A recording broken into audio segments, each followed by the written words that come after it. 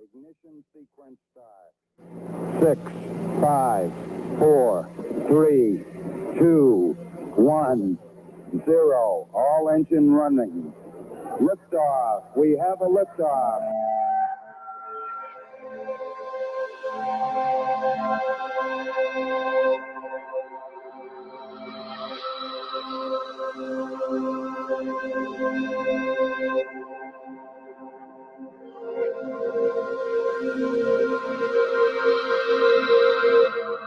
You're listening to Goof on Radio with Rich Giordano.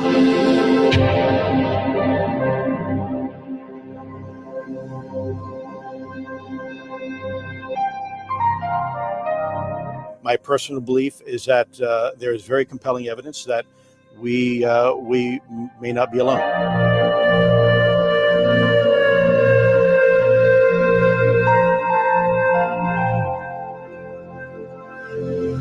There has been and is an existing presence, an ET presence. It's not going to make a difference.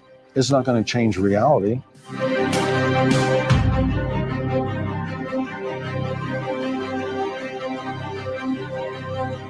I believe, as do the other folks that were on the flight, that when we visually saw it, that it was something not from this world.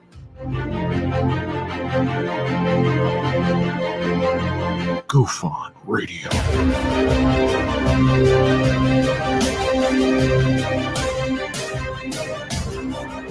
You were either in or you were either out, brother. But the cream rise to the top, oh yeah. Goof on Radio with Rich Giordano.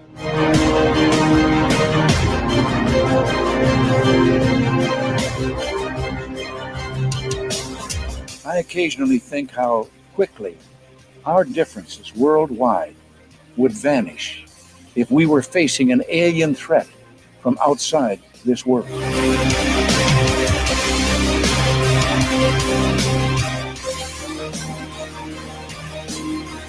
Goof on Radio. Remain seated, please. Permanecer sentados, por favor. You're listening to Goof on Radio with Rich Giordano.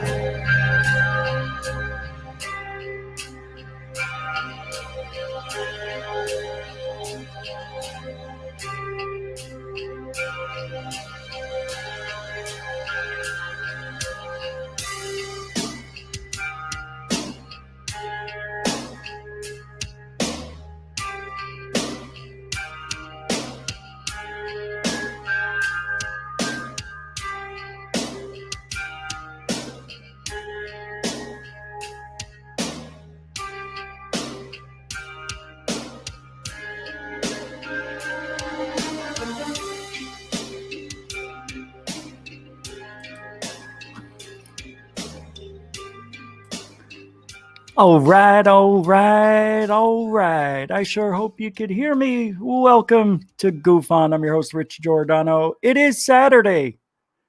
It is October 24th, 2020. We are in the middle of a 3-guest weekend. Yesterday was Alien Addict. Today, we have Mr. Jeff Harman on. And tomorrow, that's right, we're going to finish off the weekend with Dave Scott from Spaced Out Radio. Welcome to Goof On. Tonight, we were having some technical issues, so let me bring on Mr. Jeff Harman. He is using with me Zoom. Let me see if this works. Did I accidentally get rid of him? Oh, good. Okay. So now why can't I find you? Oh, I know why. Because you're over here. That's, you know what? I know it's not right. What's going on here tonight? Where did you go? You're in the Zoom. See, and I had it ready. There you are. And there you are. So it should bring you up here. And it's not. Yes, I appreciate you coming on the show. I think I figured it out. So here we go. And there you are. We have a weird flicker going on now. Oh. Do you see it? No, I can't see anything. I'm basically all right, I just fixed it. Hearing you and seeing my own visual. That's it. So welcome to the show. I appreciate you coming on. I'll tell everybody what you do, because here it says you've been with 45 years of experience. You're a master of classical, Vedic, and Kabbalistic astrology. I'm just reading right off your bio here. You draw from many other traditions of spiritual knowledge for clearing people and property of unwanted energies. And you're also a consultant, which I like this one, for actual paranormal investigation. You go out and I guess you consult the investigation or the crew or the people or everybody with that. Oh, it varies. It depends on what's going on, but it runs into everything from clearing property, people. Sometimes we look into various different methods that are being used. So yeah, it can really vary. It's do you know? Okay, do you go out to the actual investigations like with other investigators? Do they invite you on as a consultant, or do you go by yourself? Well, both, and usually by myself. Most of the things that I've done over the years, I have worked with others, and I do work with some teams, but most of the time it's usually things that people come to me with, whether it's a property or an individual or some situation where they want to have analysis to what is causing it. And then I will also get involved in the clearing of it as well, because that's one of the things that I find really fascinating about ancient Vedic astrology is it, and also I would say the Egyptian and Kabbalistic astrology too, is absolutely phenomenal how it shows cycles and points where a lot of paranormal things are more likely to happen and windows where they'd happen. So, and then we also, I use another technique, it's called Electional Astrology, where I actually pick an auspicious time or a good time to clear people or a given place. So it's a wonderful tool. It's a whole bunch of different tool sets. So you use numerology too, right? And I do, but I find the astrology itself is a complex numerology.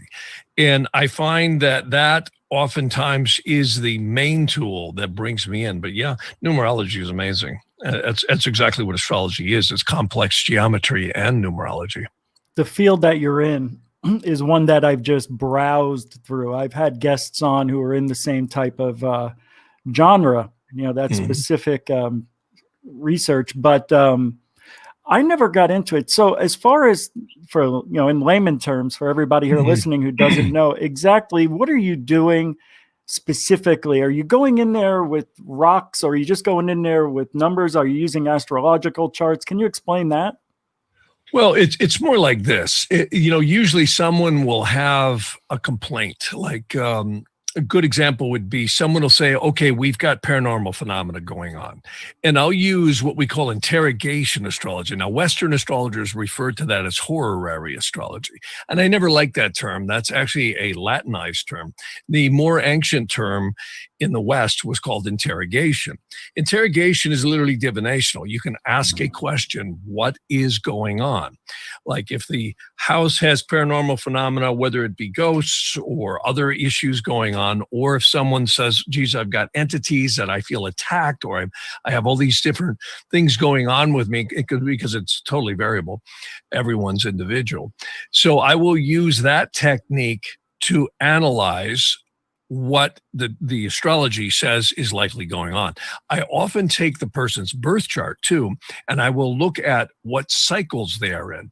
One of the most profound things I think in Vedic astrology is to look at the cycles that every one of us are in. Every one of us will have Saturn going around the chart about every 28.5 years. Jupiter's about 12 years. Mars is 2 years. So what I love, there's an ancient system. Many people may have heard of the Nadi Granthas. That is a strange word, N-A-D-I. Some people just spell it N-A-D-I. These are known also as the Nadi palm leaves in India. And these are very ancient. They are believed to be thousands of years old. During the time of Gandhi, when the English had taken over India and basically infiltrated it, much of this got lost. And many of the astrologers that I've studied with have learned fragments of it. And one of the guys that I studied with many years ago, he blew my mind. He sat down and said, Jeff, and he would do this with a number of different people. He'd say, the person will do this here, they'll get married here, they'll have this many children, or they won't have any children at all. And they're likely to exit the physical plane known as death right about here. And to my amazement, he was really right on. And I have many ancient texts that talk about that. So when you get into, I always say, forget Trinity, Neo, and Morpheus. I always say this really might be the true soul matrix here, the planet Earth. And I think there's a lot of angelic as well as potentially extraterrestrial interaction going on this planet that is unbeknownst to the three-dimensional five-sense world for the most part. And what I like about astrology is it allows us to get into those realms. Like, for instance, when you were speaking about numerology before, some of the golden secrets to protecting a place once I clear it, or an individual, is using something in ancient India known as yantras. Now, in the West, we call them angelic squares, and many people know them as magical squares. Well, what's fascinating is if you start getting back into the secret societies, particularly in the medieval times, it was well known that there were angelic squares, or if you want to call them magical squares, that resonated with the angels, spirits, and intelligences of all the planets. And a lot of people might think this is crazy, but in physics, we know something known as sympathetic vibration or sympathetic resonance. In fact, every time if anyone's ever seen someone tune a piano, which doesn't happen much anymore because everything's electronic, but a piano tuner will bang a tuning fork and then put it on the piano, and then he will tune the A note, usually to get it so the resonances are just perfect. Well, that's how a lot of this stuff works.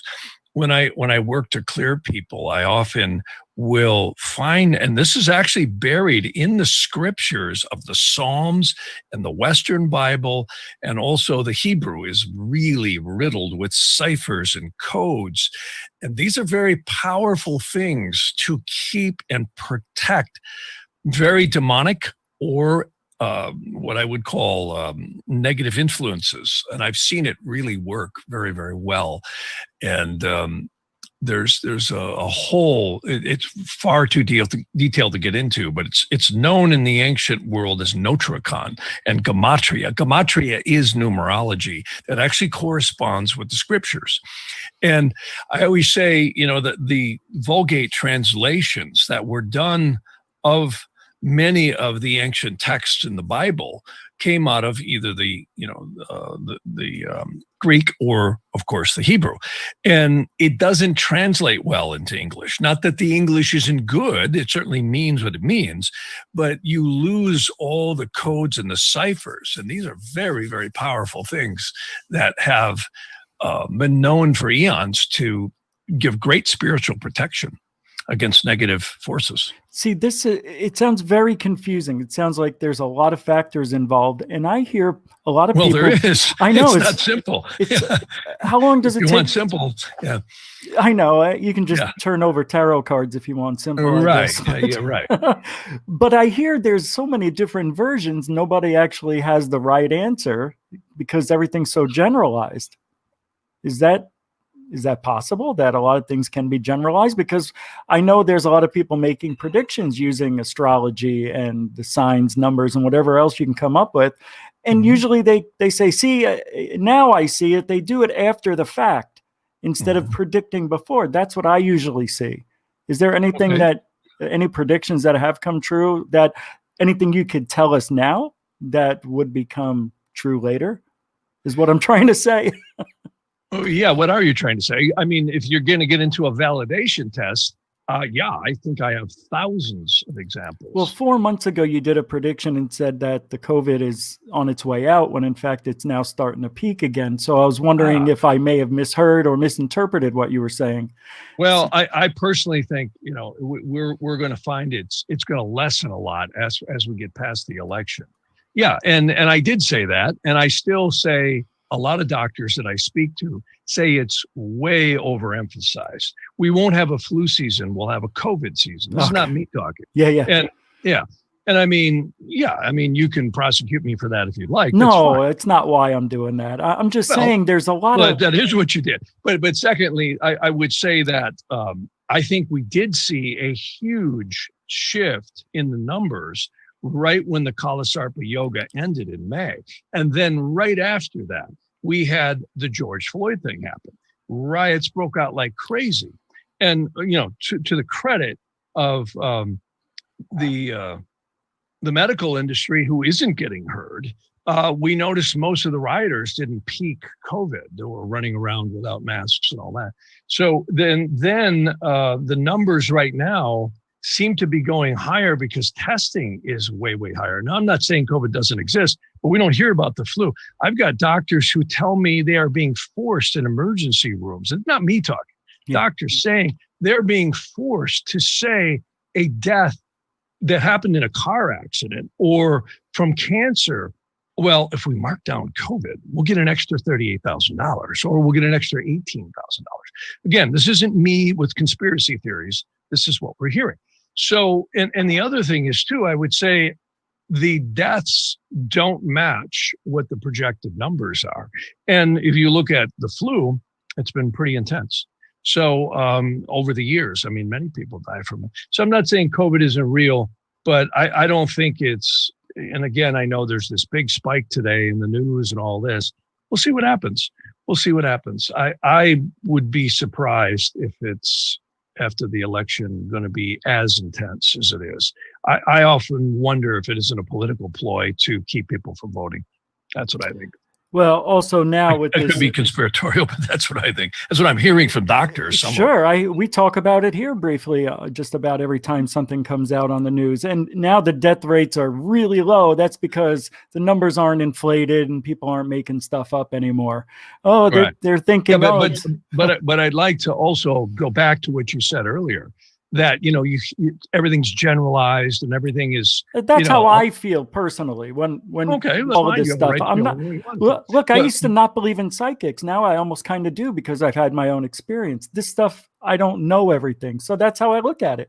Well, I don't either. It's my fault. No one does. No one does. No one does. Right. It's my fault. That's the only thing I would say is that interrogation astrology is pretty amazing. I've seen it be so spot on from everything from court cases to individuals, on and on. And when you're dealing with something the magnitude of a global pandemic, there's some powerful things. I really believe why the world is so crazy right now. And this isn't a prediction or predicting the future, crystal balls and all that. Yeah. It's simply the Saturn-Jupiter conjunction. And that's something that I think astrology has shown exceedingly accurate. I was on Coast to Coast many years ago, and they asked me, well, what do you think of the Mayan calendar? I said, not much. I said, I can't come up with a single thing. And I said, but watch out for 2020. And that is a matter of record. Mm-hmm. So, again, if you're going to get into the game of testing astrology and you said and all that, that I could come up with a lot of data that I think is pretty good. The problem with science has with astrology, and I kind of agree with them in this issue, it's very hard to repeat the same thing twice. Like if someone in a reading with me says, is so-and-so going to be a good partner for me? Or will we have a relationship? Or is this business deal going to come through? And the chart comes back exactly like the chart said. In other words, the result, that's pre-facto. It's not after the fact, it's way before the fact.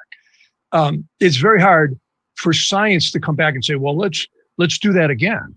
Well, you can't do that again because you'll never have those two people or that business deal with all those extremely complex conditions be set up again. You see what I'm saying? Yeah. It's like if someone's having abductions and they're saying, well, I've got demons coming in my room or something else or whatever they have, and the astrology interrogation comes back a certain way, it's very hard to compare that against someone else's condition because usually no one has the exact same condition. So it's very hard. I know I was very skeptical of astrology myself. I got into it in the mid 70s and I was very skeptical because I've heard all the stories, the doctor in the delivery room has more gravity than Saturn does and all these very interesting things. But I have to say, it's very interesting how accurate it is on the cycles in a person's lives. And if it wasn't, I guess I wouldn't be busy. It's just, with all the psychics out there and people claiming they. Well, I'm not claiming to be a psychic. No, I haven't. Let me finish. Yeah. And all the people out there who channel and other people who do this kind of thing, numerology and astrology and signs, nobody predicted that this pandemic was coming, or else a lot of us would have prepared if we heard about it, except Sylvia Browne or in a movie 15 years ago. That's why, that's my thing. It's like, not. I see what you're saying. It's just a running thing. Nobody said anything about 9/11 either. And unless, that's not true. Because I mean, I can go on. I have radio shows that I've done that I actually warned about this year. It's going to get nuts, and it has been nuts, and it's not over yet either. No, it's been crazy. Not just the COVID thing, but the whole political nightmare of this election, and it's not done yet. Wait until we see that Mercury goes direct on election day, and also too, I would say that the riots, the whole craziness that's been going on with everything else, defunding the police and everything else, it's been pretty nuts. And I think the astrology has shown that very accurately.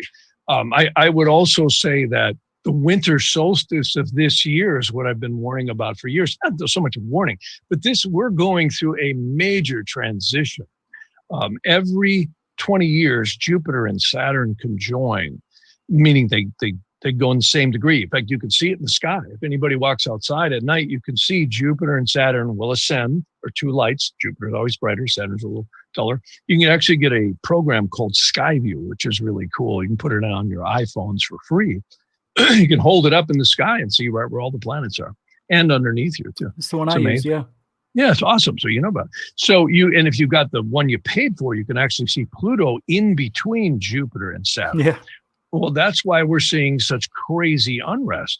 Well, this happens, the conjunction of Jupiter and Saturn will join precisely on the winter solstice, not the day before, not the day after, right spot on it. And people might say, well, what does that mean? Well, if you go back to the ancient texts like in Enoch and the Sefer Ratziel and other texts, they always mention how profound these conjunctions are. In fact, when I was a kid, I remember I was actually a boy when Martin Luther King got killed. And I remember being in Washington, D.C. with my family, seeing the insane riots and upset. And of course, there was Resurrection City. That was a Jupiter-Saturn conjunction. But this one is more powerful because it's happening in the first exact degree of an air sign in a tropical zodiac. This has not happened like this since the beginning of the Industrial Revolution. And I think we're going to see a high-tech revolution come in. I don't think the world's going to end. I think it's going to be a high-tech revolution unlike we've never seen before. And I also think it's probably going to bring more awareness of secret, hidden, paranormal activity that's been going on. We're already hearing it. I was at Fox Studios here about 6-8 months ago with my wife, and to my amazement, we were. It was a screening, or I forget what it was, some kind of a red carpet thing, and for a movie, and this guy came up, and we had a conversation, and somehow it got struck that my wife was a writer for UFO magazine years ago, and she started talking about different things. And then he said, I think I can tell you guys. He says, I'm a Marine. He says, I'm actually a special ops forces Marine guy. And he was telling us how they are doing research off the coast of Malibu. They're tracking. This isn't, again, psychics and channeling and smoke and incense and astrology. This is, they're using scientific instruments, tracking UFOs blasting out of the water at speeds that are blindingly fast. It's almost instantaneous. They're getting out of the atmosphere. There's no way we got anything quite like that. So and I think we're seeing our government has been very interested in this for many, many years. But I think more importantly, I think we're going to see some of this stuff start to come out over the next 10, 20 years. And that's going to be interesting. Yeah, it definitely will be. I feel the same thing. We talk about it here. We're getting into this tech age that we're seeing things we've never seen before. But people are asking in the chat room, it's a pretty good question. I was thinking of it. How does this actually work? Is it the gravity waves from the planets aligning, or because that's what we want to know. How does this all these alignments actually tell us things. Well, I would say it's not gravity at all. Or I don't know what to call it. Well, I mean, that is an answer that I don't know that anyone can definitively give. Okay. I would say it's more like this, that there is interconnected etheric energy. And that's a word that is very hard to define because I know I used to teach a physics class, and in physics, we look for hardcore atomic theory physics. You know, I can take a voltmeter and measure precisely current, voltage, wattage through a wire. If we know what the voltage is, we know what the current is, we know what the wattage dissipation is. That's science. With astrology, spirituality, and spirits and ghosts, you can't apply normal hard physics. It doesn't work. A friend of mine, Dr. Claude Swanson, has broke into some of this, even though he hasn't definitively come up with a description. But etheric energy is something that is not measurable in the atomic world.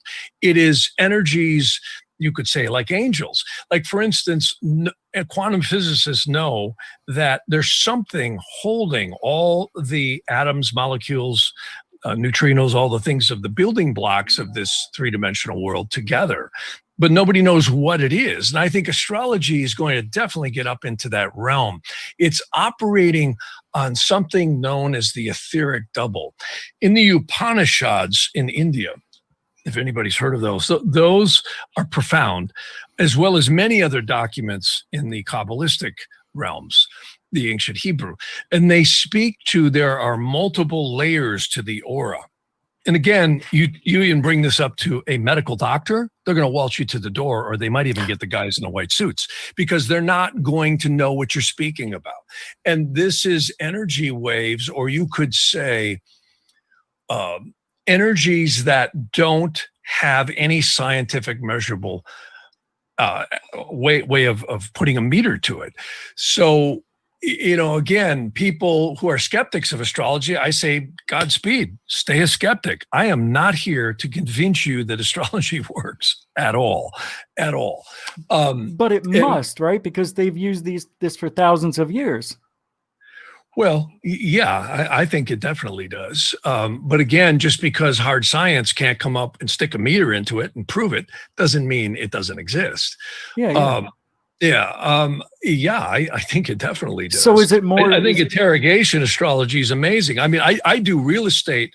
I'll tell you, one of the things, I can't share a screen with you right now, but one of the most amazing things is location astrology. I mean, I have psychiatrists, I have people in the government, I have people who do remote viewing, I have people all walks of life. These people aren't crazy. They're not delusional. They don't need belief and proof. They basically say that the data adds up to what they experience. And you know, again, trying to come up with some scientific, you know, here it is measurement. I don't think you're going to get that.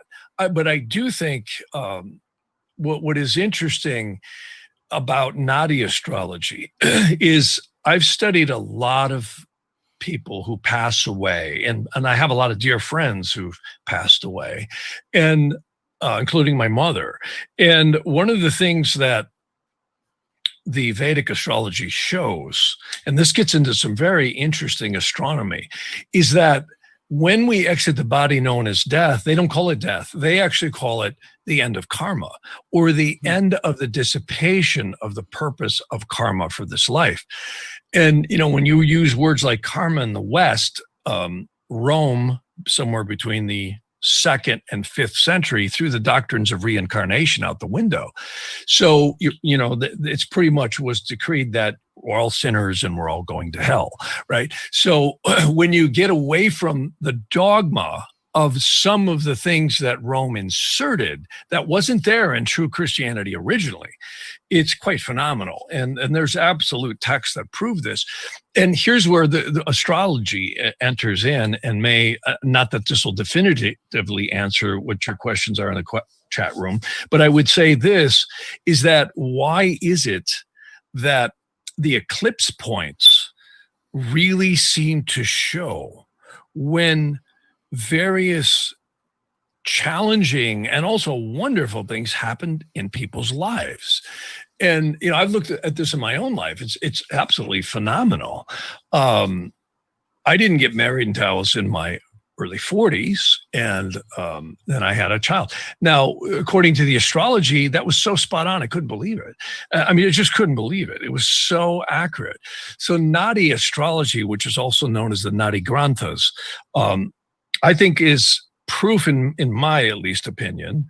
And again, I run into skeptics all the time. I nonstop. I've always ran into it. And when that happens, it's great. You know, Godspeed. That's why God created free will. We can all listen to what we want to listen to. We can, you know, we listen. There's many, many different opinions in this world, and I'm not out to change anyone's. But I can tell you, in my opinion, in my research, in MUFON in Tucson, Arizona, there was a guy named George Parks. I love George Parks. He passed away here just a few years back. And I really liked him. He was born and raised in Tucson. He died, I think he was in his 80s when he died. And he was actually the head of the MUFON Tucson group. Now, this is not a guy, again, who's, you know, into all kinds of wacky stuff. He was a submarine captain in World War II. Or not captain. He was, I think he was an electrical engineer. Yeah, it wasn't a captain. He was a submarine electrical engineer. And smart guy, really. In fact, he worked in the mines over there in Tucson as an engineer. Very, very intelligent guy. And he became the head of the Mutual UFO Network in Tucson. And he said to me, Jeff, he says, you know, we wanted you to do and Roger Scher was with him too. And they wanted me to do some research on things like the Skywalker Ranch, you know, in which we know a lot of scientists have looked into this. Travis Walton and John Mack was another guy that I had met too. He was, of course, he's passed away now. He's the psychiatrist who did analysis on whether people were crazy about UFO abductions versus were they really believing, or did they actually have these events happen? Well, his conclusion, I actually got to sit with John Max.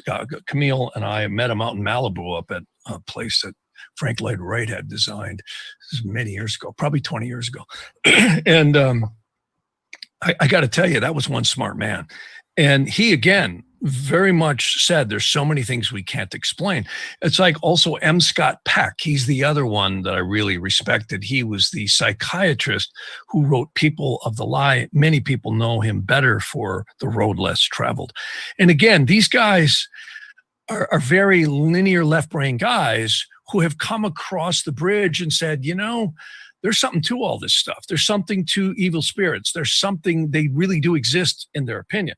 There is something to paranormal phenomena of UFOs and astrology, even though we can't ever definitively explain it. It's like Dr. Claude Swanson said. He said, there are torsional waves that are produced that physics can't understand yet, like thought. Now, you go find me somebody other than Dr. Emoto who can actually measure thoughts. Dr. Emoto, the Japanese scientist, proved unequivocally that thoughts are literally things. How did he do that? He had people pray over a petri dish. Remember that? The water. The water. Yeah. That's right. And for anyone listening who isn't familiar with Dr. Emoto, check out his work. It's all over the internet. It's phenomenal. Why does prayer work? In fact, we see all the time when we experience sales meetings, or you go to some religious event, or you go to some political event, and they charge people up. The thoughts are electrical. Now, you go to any physicist and say, well, can you measure that for me? Can you give me a wattage reading? Can you put a meter on that, a voltmeter? Not a chance. Right. That's the same realm you're dealing with in astrology. You are dealing with angelic forces, literally. In fact, I always get very mad at modern astrologers because they all like to tell you are your sun sign. Like most people, it's pretty safe to say most people know their sun sign. I'm an Aries, I'm a Pisces, I'm a Gemini, I'm a Taurus. And then they'll go off and I always laugh and I go, no, you're not. You're a soul having a physical experience. And if you look at the models on that, if I could actually share a screen, I don't think I can. Yeah, you can with your Zoom. Oh, I know I can, but I don't. Anything you can put on there, I can see. Oh, perfect. Well, then you have to make me host. Just go to the Zoom and make me the host. And you can do that in 2 seconds. Yeah. Everything you're talking about, we talk about here. I actually use the secret, my own version of it. Oh yeah, so that's awesome. Well, what I'm about to show you, your audience will really like. This is a very ancient. So you make me host. I'm sharing. Well, after you want me to share the screen, right? Well, you have to make me the host on Zoom in order for me to share. Yeah. So you have to. Where do I do that here? I think you go under participants and then All right. Here we go. Make host. There you go. Do you want to change? Yes. There you go. One go. All right. Now, okay, cool. This is awesome. So what I'm going to do right now is put up my screen. This is an amazing document. This is a little document that I bolted together a number of years ago. And can you see this here? Yeah, it looks great, actually. Okay, great. So you can see now, many people have a different version of what God is. And depending on your religious background, spiritual background, we all have our perception of reality of what God is. Well, God is believed to be above all creation, right? So this is an Aramaic or Hebrew word I'm zooming in on here called absolute. Absolute actually means emanation or divinity. And you can see there's a little tree of life here. And they say your soul may be created right about here. And these are the hierarchies in the Western genre, at least, the seraphims, the cherubims, and the thrones. There's no astrology up here. There's no rotating galaxies. There's no Pisces, Aries, and Geminis, or whatever else we all think we are. And as you go down into the next, and by the way, they say there's 49 dimensions and 49 subdimensions here. Wow. Absolutely vast. The next worlds down, Braya, is a kind of a strange Aramaic or Hebrew word that means creation. So you first have divinity or emanation of God, where our souls are believed to be created. Then you have creation. This is where the creative waters or angelic forces really coalesce, and they call them the dominance of the virtues and the powers. And again, there's no rotating galaxies here. They say this is exceedingly vast, 49 dimensions and 49 subdimensions. It's way, way down here in what we call the Yetziratic worlds. This is also known as the worlds of Yetzirah. So Yetzirah is an Aramaic or Hebrew word that actually means formation. This is where the rotating galaxies are. And as we know, there's a lot of them, and they're mighty far apart. Just to give you an idea, they say our Milky Way could be somewhere down in here. And then again, that's a total conjecture, guesstimate on my behalf. And they say there's 49, talk about the Twilight Zone. They say there's 49 dimensions and 49 subdimensions in the Yetziratic heavens. This is where the heavens referred to in the biblical literature, the things like the Rig Veda, many ancient texts refer to this. And again, notice what we have now, the archangels, angels, intelligences, and spirits. This is where the heavens are. In fact, our solar system is believed to be right here. Well, the very final worlds is Aseia. Aseia is a strange word that means action, or where it all mixes up. This is where the ghosts, the demons, the spirits, the angels, and the disincarnate souls are, which is really what the ghosts are. Yeah. And again, in the Western world, we've all heard, we usually get some guy with a suit, tie, and a microphone talking about the devil, but this is actually the fourth hierarchy, which are the cast down spirits of Lucifer, Satan, Belial, and Leviathan. And there's 8 beneath that, and there's legions upon legions beneath that. So when you look at your soul being created up here, and the heavens don't even form until hundreds of dimensions below. And by the way, this will bend your noodle around. They actually say there's 49 dimensions and 49 subdimensions in the astral planes. So, I mean, this stuff is way beyond my comprehension. And I think anyone drawing breath would have to, to concede that this is, when you take in what does this mean, it's so vast. Creation is just amazing. So I would say that go ahead. Yeah, I have to ask. I'll forget. So are you saying we start at 1, as a being or as an entity or a spirit? Well, as a soul. As that's a soul. it. Yeah. Yeah. And then, they say, and this gets into all kinds of very complex divisions of the soul that incarnate into the physical body. So what I don't like about this, I wish we could take what we've learned with us to where we are now and remember that, but I don't. Well, people can tap into topic. Oh no. Well, you're right. And see, and you brought up a really good question earlier about psychics and channels. Yeah. Some of them are really good. Some of them aren't. And I don't think there's anything, and this is where it gets even much more complex, because like I have seen people who've had diseases where prayers known as yagyas, gemstones, or you could say people just praying, you could be in the West or the East, and they correct what the doctors say can't be corrected, and they live. So again, like Dr. Emoto proved, thoughts are things. So you have this karmic influence of the heavens and the celestial energies, but you also have the free will, which I absolutely believe exists. And there are texts that speak about our souls will come here. They actually say the guardian angel from the thrones brings the souls down into quote unquote creations. And there's a lot of them. And I think there may be many other planets besides this one. Of course, we don't know that. And then you brought up something very good. Why can't we remember? So the interesting thing is they say there's another guardian angel from the celestial court of Yetzirah that actually attaches the soul to the embryo, not at birth, but at conception. The Egyptians do this too. So the 9 months or whatever it is of gestation, we are attached by the silver cord to the embryo. And they say the angels are making the baby kick and all that stuff, or maybe we do.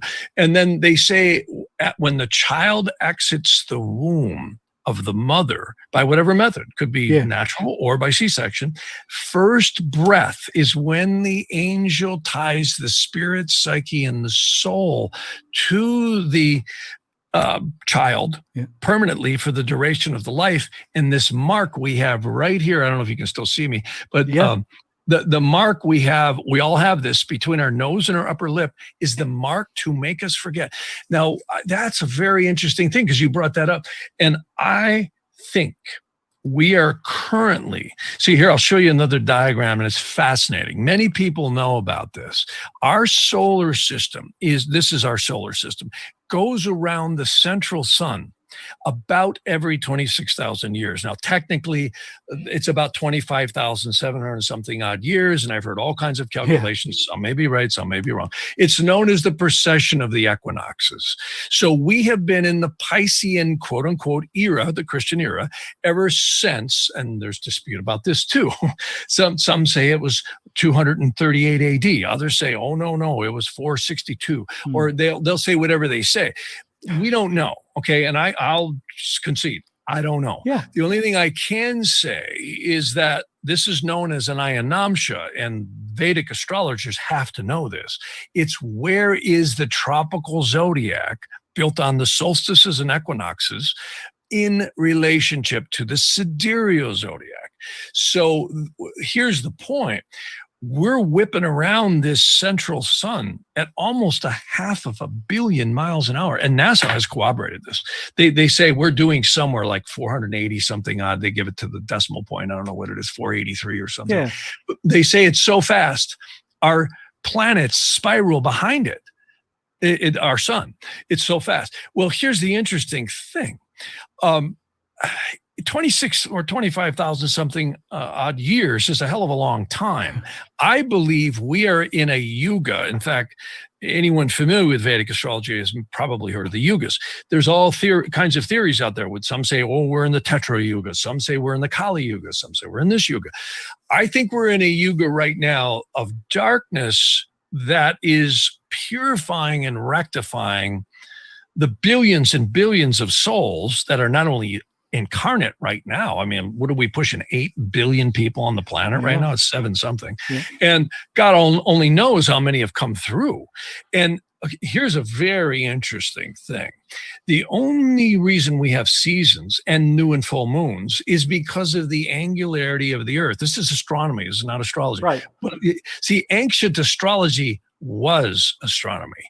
And ever since the religious dogma just hammered everyone that astrology is the work of the devil, which all happened somewhere around the 17th century, which was, by the way, the last great conjunction that we had that ushered in the Industrial Revolution, the Age of Reason, the Darwinian stuff.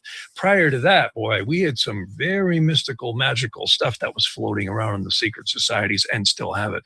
But long story short, where I'm driving here is the angularity of the earth it's about 23.5 degrees. Don't quote me. The scientists know better than I, but it's about that. That's why the sun appears to go south in the winter, if you're in the northern hemisphere, and appears to come up north after the summer solstice, the spring equinox to the summer solstice. Of course, now we're in the north heading to the winter solstice. So, and interestingly enough, the earth and the moon is an enigma. I mean, I have filmed so many craft up around that, call them what you may, craft, angels, specks, dots coming in and out of there. It's astounding. Yeah. It doesn't take much. If you get like a 2000 millimeter lens and up, you'll see them. Yeah. You don't even need that much.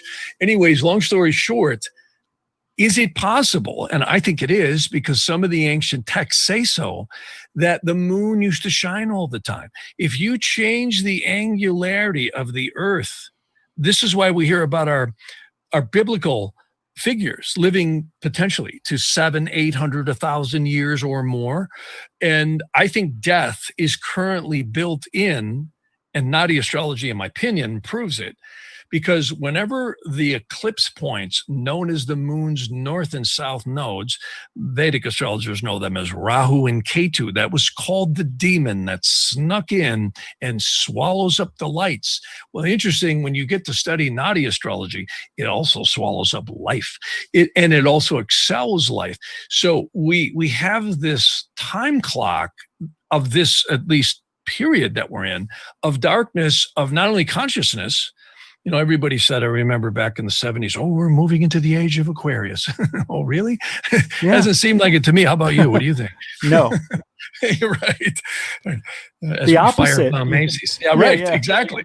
See, so, you know, I really call this place the soul cauldron. There's a wonderful little diagram I'll show you. This is one of my favorites. This big, thick dashed line is known as the demarcation between what we might call the conscious mind below, and above this is a so-called subconscious mind. Well, what I loved about ancient astrology was they didn't look at it like modern astrologers do. They don't run around and call you Pisces and Aries and Geminis and all this other stuff. No, they said you're a soul having a physical experience, and the angels actually pick not only the parents, but also the time at which you're born, location and circumstances to purify and rectify the soul. Because if anyone's honest, nobody has less control over their life than a baby that is born to a mother and father. Yep. I mean, the mom may throw you in a dumpster, or they may coddle you and hold you, which hopefully it's the latter. And you know, we are totally subject to our environment from conception forward. The only time we start to get any kind of control is when we're teenagers and adults.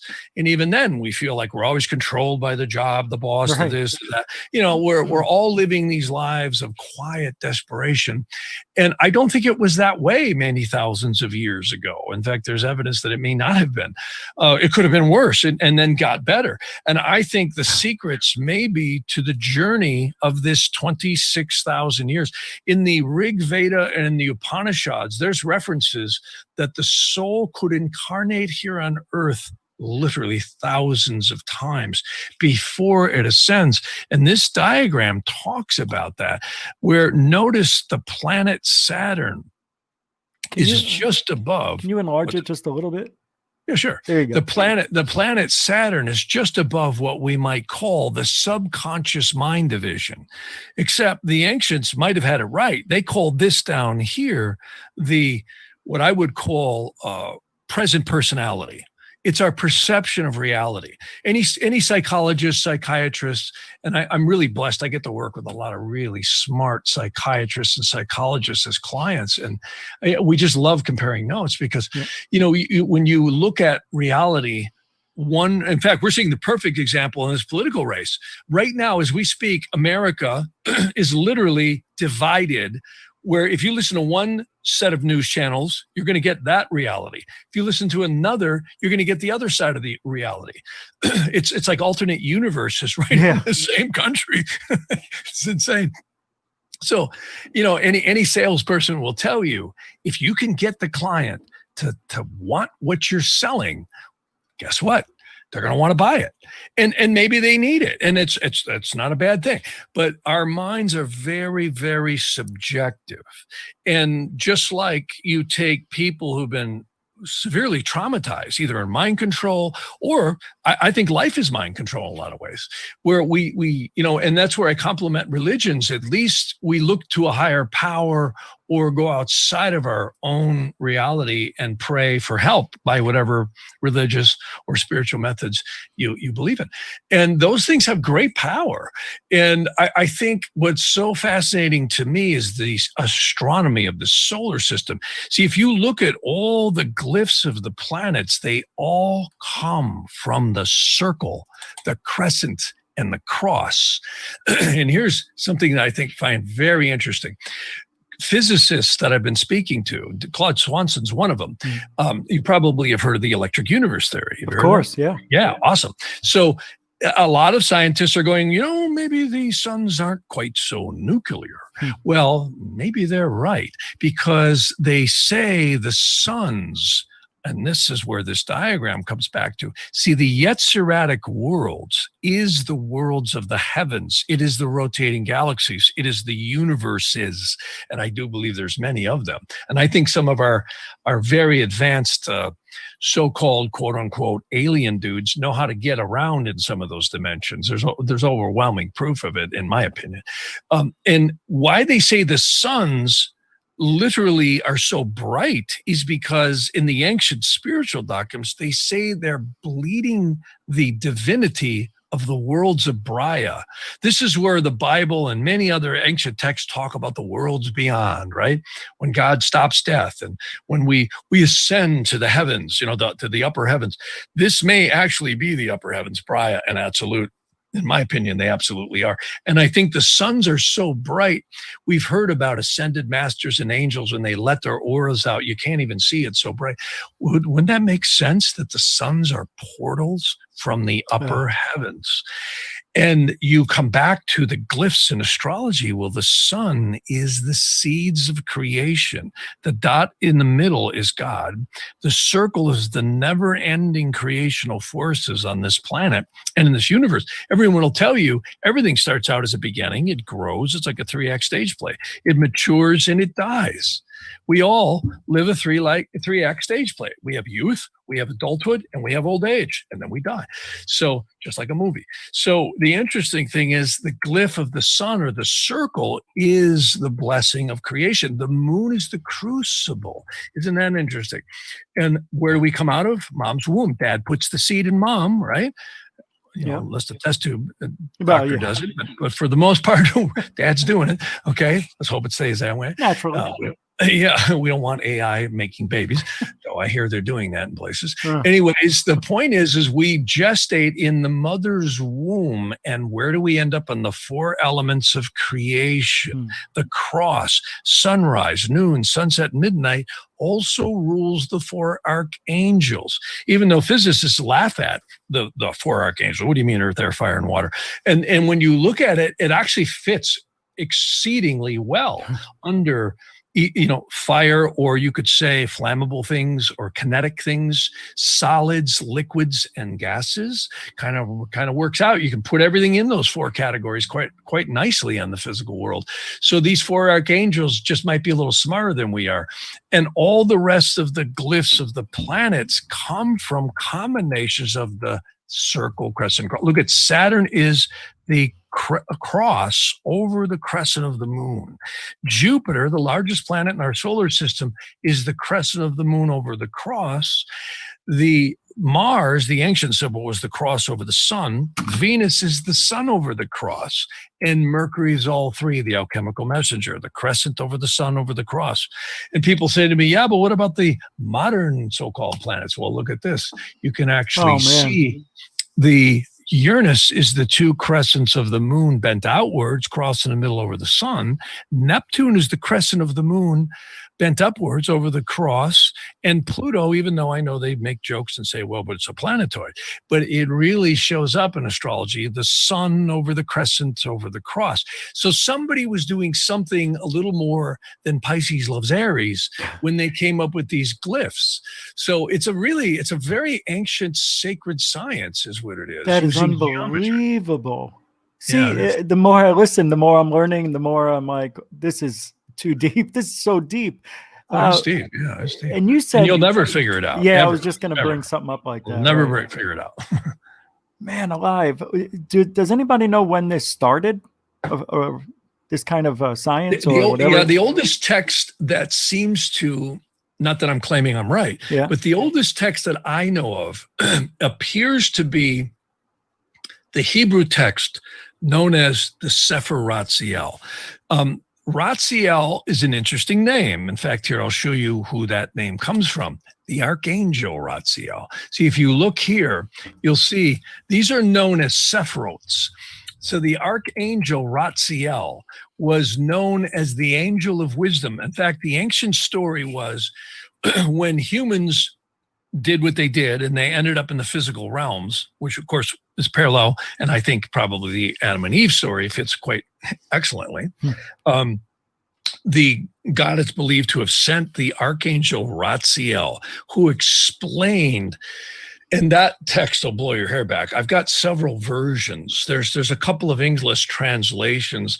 About 25 years ago, I was working with a really smart Hebrew translator, and it was breathtaking. The hair on my arms were standing up when I saw the beauty that these words said. It talks about how souls will come here, experience great pain, but through that pain, they will purify and rectify the soul, and they will walk the path and some point in what we call time. Because I mean, think about time. Anybody ever stop and think about time?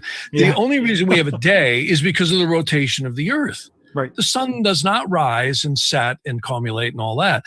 Yes, it does from our perception of reality, but it doesn't. If you were to go up in a spaceship and look at what's going on, we're just rotating around, right? We sit here in our viewpoint, balancing our checkbooks and dealing with all our stuff and keeping our bodies healthy, but we think it rises, cumulates and sets. It doesn't. Its time is all the astronomy of the spaceship Earth going around the sun once a year. And that's why our calendars don't even work that good. We get leap years, right? We've got all these different ways of trying to make it all fit, and it never does perfectly, but we're doing okay. But in the meantime, we at least are not blowing the hell out of each other right now in a world war. I pray that keeps going. But that's all karma. So the Sefer Ratziel's one. The Rig Veda is another one. It actually mentions, and no one quite knows how old it is. A lot of people speculate it's this age and that age, but the texts may be older. There are texts in India that are so old, nobody even knows how to translate them. The Nadu Tamil and some of this very, very ancient text, there's no one drawing breath that even knows how to. I think there's like 20,000 something manuscripts in the Madras Library in India. Nobody knows how to figure them out. So are those the scrolls? Well, there's scrolls. Yeah, there's all kinds of scrolls. There's the palm leaves. There's all kinds of stuff that are just breathtaking. And what I am struck by is the wisdom these people had. See, and here, I'll show you Vedic astrology. Okay, so this here, watch, here, I'll pull this here down. Here, hang on here. Here, I'll put up two guys everybody is dealing with right now. Joe Biden, and here's Donald Trump, right? Cool. Everybody's fighting over who's the guy that's going to run this country. Well, here's their birth charts using Vedic astrology. Now, this is the Northern Indian chart. Some people may be familiar with this. This is the Southern Indian chart. But Vedic astrology is a lot different than the West. I think Donald Trump's going to win because in the Nadi astrology, whether you hate Donald Trump or you love him, because God Almighty, if I'm in California, I don't know where you're at. Arizona. Oh, okay. Well, in California, if I say Donald Trump's going to win, I'm going to end up with a Prius throwing a brick through my window. So I don't know if you love him or hate him, and I don't want to offend anybody because everybody loves him and everybody hates him on one side of the fence or the other. Again, that's the parallel universe we're in right now. But he really shows he's got the forces. In fact, and I'll tell you something, I'm on record with this. I am the only guy, and many astrologers say, oh, I was the only one. I actually can prove it because I got 3 radio shows way before Donald Trump even won the primary in 2016. I said he will win. So that's not theory. Yeah. And again, you're right. I said the COVID would be over or start to dissipate. And I think it is, even though it did. The numbers are coming up. It did. Yeah. I let's see what it's doing after November 4th. All right. Yeah. Anyways, and I'm not a conspiracy theorist. I'm just talking to people. I've got one client. This person, I can't mention who it is, runs 2 hospitals. I have another one in charge of 11,000 employees telling me, and I won't mention where, what part of the country, 2 different parts of the country. And I've got other doctors. I mean, these are doctors. This isn't me. They're telling me we are being bounced off of Twitter, Facebook. We can't get any press. There's doctors, just like in 9/11, we're parading around saying can't come down from jet fuel, and nobody gets any press. So if we think we have freedom, take another look. And I really think. I think the COVID's real. I'm not saying it's not, and I'm not saying you shouldn't be safe and all that and whatever. But many of these scientists are telling me, Jeff, the disease is 2 microns. If you think any mask you're going to wear other than a painter's mask or a diving suit is going to stop it, it won't. Not that the masks don't help maybe a little bit, and I'm not here because I don't want to get sued. Jeff Harman said, you don't have to wear a mask. No, I'm not saying that. What I'm saying is professionals and doctors have told me, now I could be wrong because I'm just reporting what I'm hearing, that, and many people can research this, but yet, we've got agencies scaring the hell out of us. And, we'll see where it all goes. We'll see where it all goes. So maybe after November 4th, it'll start to come down. Yeah, that's what we were taught. I said if Biden wins, it magically goes away. If Trump wins, it's going to get worse. That's what I have a feeling. I'm just saying that because that's what I think it's blown up out of proportion for a reason. And it's all Trump. I think it's important to be, safe. And I really think, there's a lot of wonderful doctors and scientists who have said it's a very real thing. And I believe that that's true. But I can tell you, I ride a motorcycle because I'm sick of the traffic out here. I've got a truck too. But I go through Beverly Hills, Los Angeles, go past the homeless. And I've been doing that all year. And I don't wear a mask. And am I okay? Am I look all right? So I'm not, I'm not dying. And I'm not saying though, and like many doctors have said, if you're younger, and I'm not that young, I'm in my 60s. So, I mean, really, younger people seem to have a much more robust immune system. And I'm pretty healthy. I don't drink, I don't smoke, I don't do anything. So I do take care of myself with a lot of very powerful herbs. And I think there are certain things we can do to strengthen our immune system, like just oregano oil alone is magical. Chaga mushroom. I have heard from many shamans that I have as clients say that'll get rid of the COVID. Now, I want to be careful. I'm not saying any of these things will get rid of COVID or cure COVID. I'm not saying that. I'm just saying a lot of shamans and people that I've been around, and I love Ayurvedic astrology, and it seems to really strengthen your immune system. And I think if you have a stronger immune system, you're probably a lot more likely to fare through even the flu. The flu is very powerful, kills a lot of people. Yeah, how much isn't it? Like 40,000 a year or 100? I don't know. It's a lot. It's a lot. Yeah, it's a lot. Yeah. And if you're older, look at Charlton Heston. And many people, when they hit their 70s, 80s, and 90s, your immune system really comes down. I always say, Saturn will go around everyone's chart. That's the first thing I look at in readings is, where is Saturn? Because Saturn is the hour hand on the clock of life.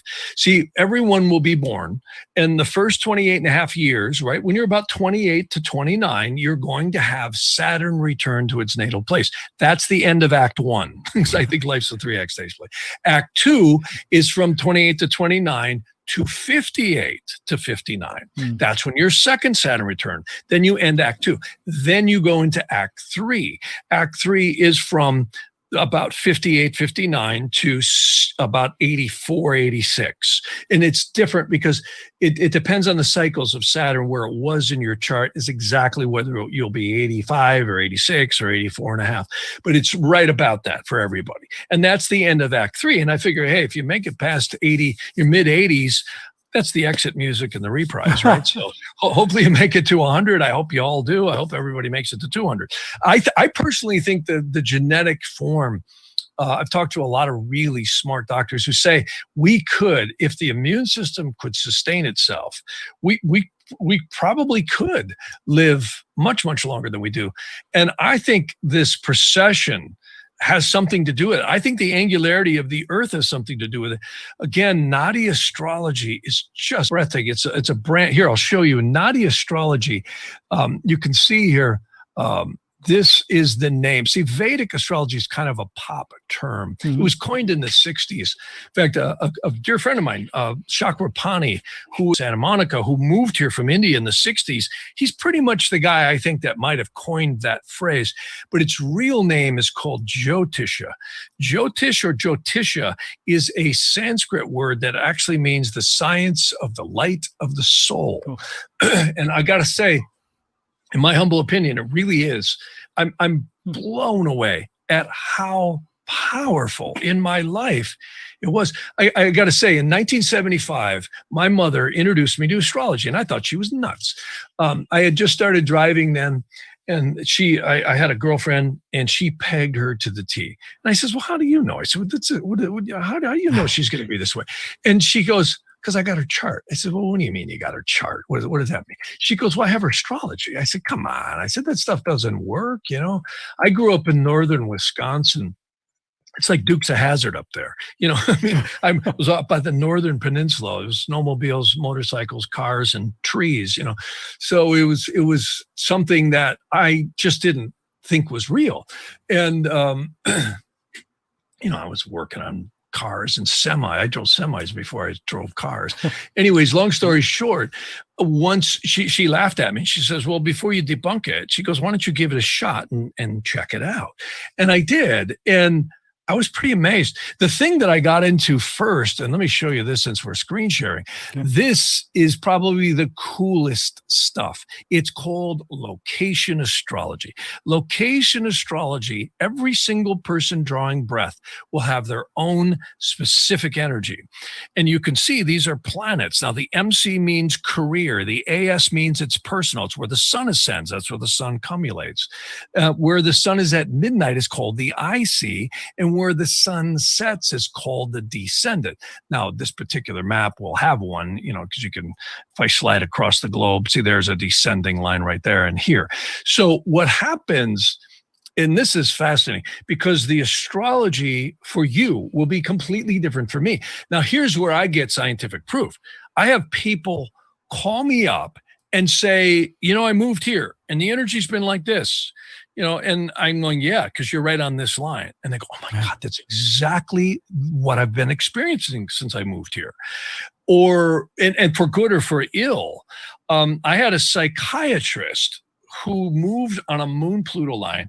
And I'll never forget, I was living in Tucson, Arizona. He by the way, he wasn't in Tucson because I don't want to disclose any one's information. I'm very careful about that. So this particular person was from a distant place and called me up and he said, Jeff, he says, I'm on medication right now. He says, I moved to this place. He says, I've got one of my colleagues prescribing some sedatives. He says, because I feel like I'm losing my mind. And I said, well, where did you move? And he showed me and we looked at it and I said, oh my God. I says, you just moved on a moon-Pluto line. And he said, well, what's that mean? I said, just in over the top intense emotions. And I let him see the description of that. I don't know if I have one here, but and what I do is I click, so you can see I can click on anything and it'll give me the descriptions. And then of course I is this something we could all see? I mean, go to a website or something? Well, no, because I have to do your chart individually. Oh, this is your own thing. Oh yeah. Oh, I thought this was like I thought this was like Google Earth or something that shows everybody's. No. Wow. This is astrology. See, and this is what I do in readings. I first do your Vedic astrology. I do like several different methods. That's amazing. Okay. Yeah, it is. Yeah. See, location is now at the very beginning of the show, you would ask me, Jeff, how can you know that? Okay, here's a perfect thing. Yeah. Okay, I had a doctor. Well, I'll finish the psychiatrist. Okay. So the psychiatrist said to me, well, what can I do? He says, I've just moved here to wherever it was.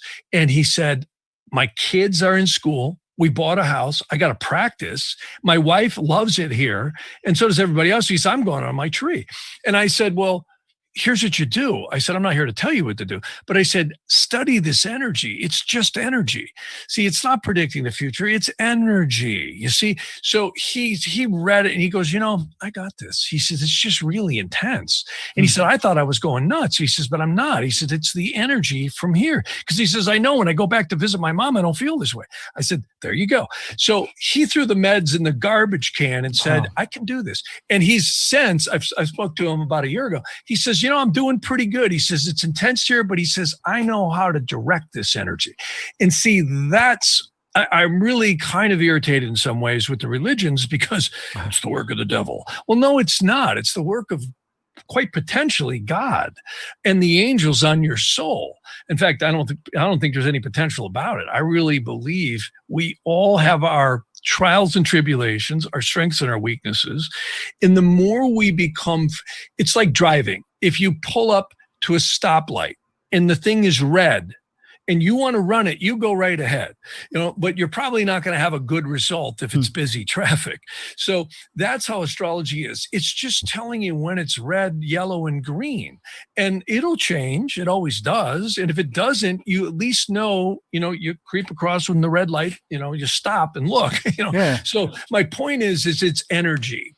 That's what they teach people in martial arts. That's what they teach you in military is a great example of this, because the more you know about your given situations or cycles, the better and more intelligently you're probably going to react. And I think therein is the golden key to all of this is reaction. It's how we react that really, really does it. And see, all these latitude crossings, look at this. Now, the chart I've got up here right now is just another chart. But you can see up here on the far left, this is latitude, and the next set of digits is longitude. So it's exceedingly scientific. It's like right here, this is a Jupiter-Uranus latitude crossing. These work very much like the physical term inverse square law. The more north you get, 30 miles north, they're almost non-existent. 15, they're very, very coming on the radar screen. By 10, they're getting very strong. By 5, exceedingly strong. And when you're right on the latitude, which will be different for you, for me, for everyone else, because everyone asks me, what's the best place?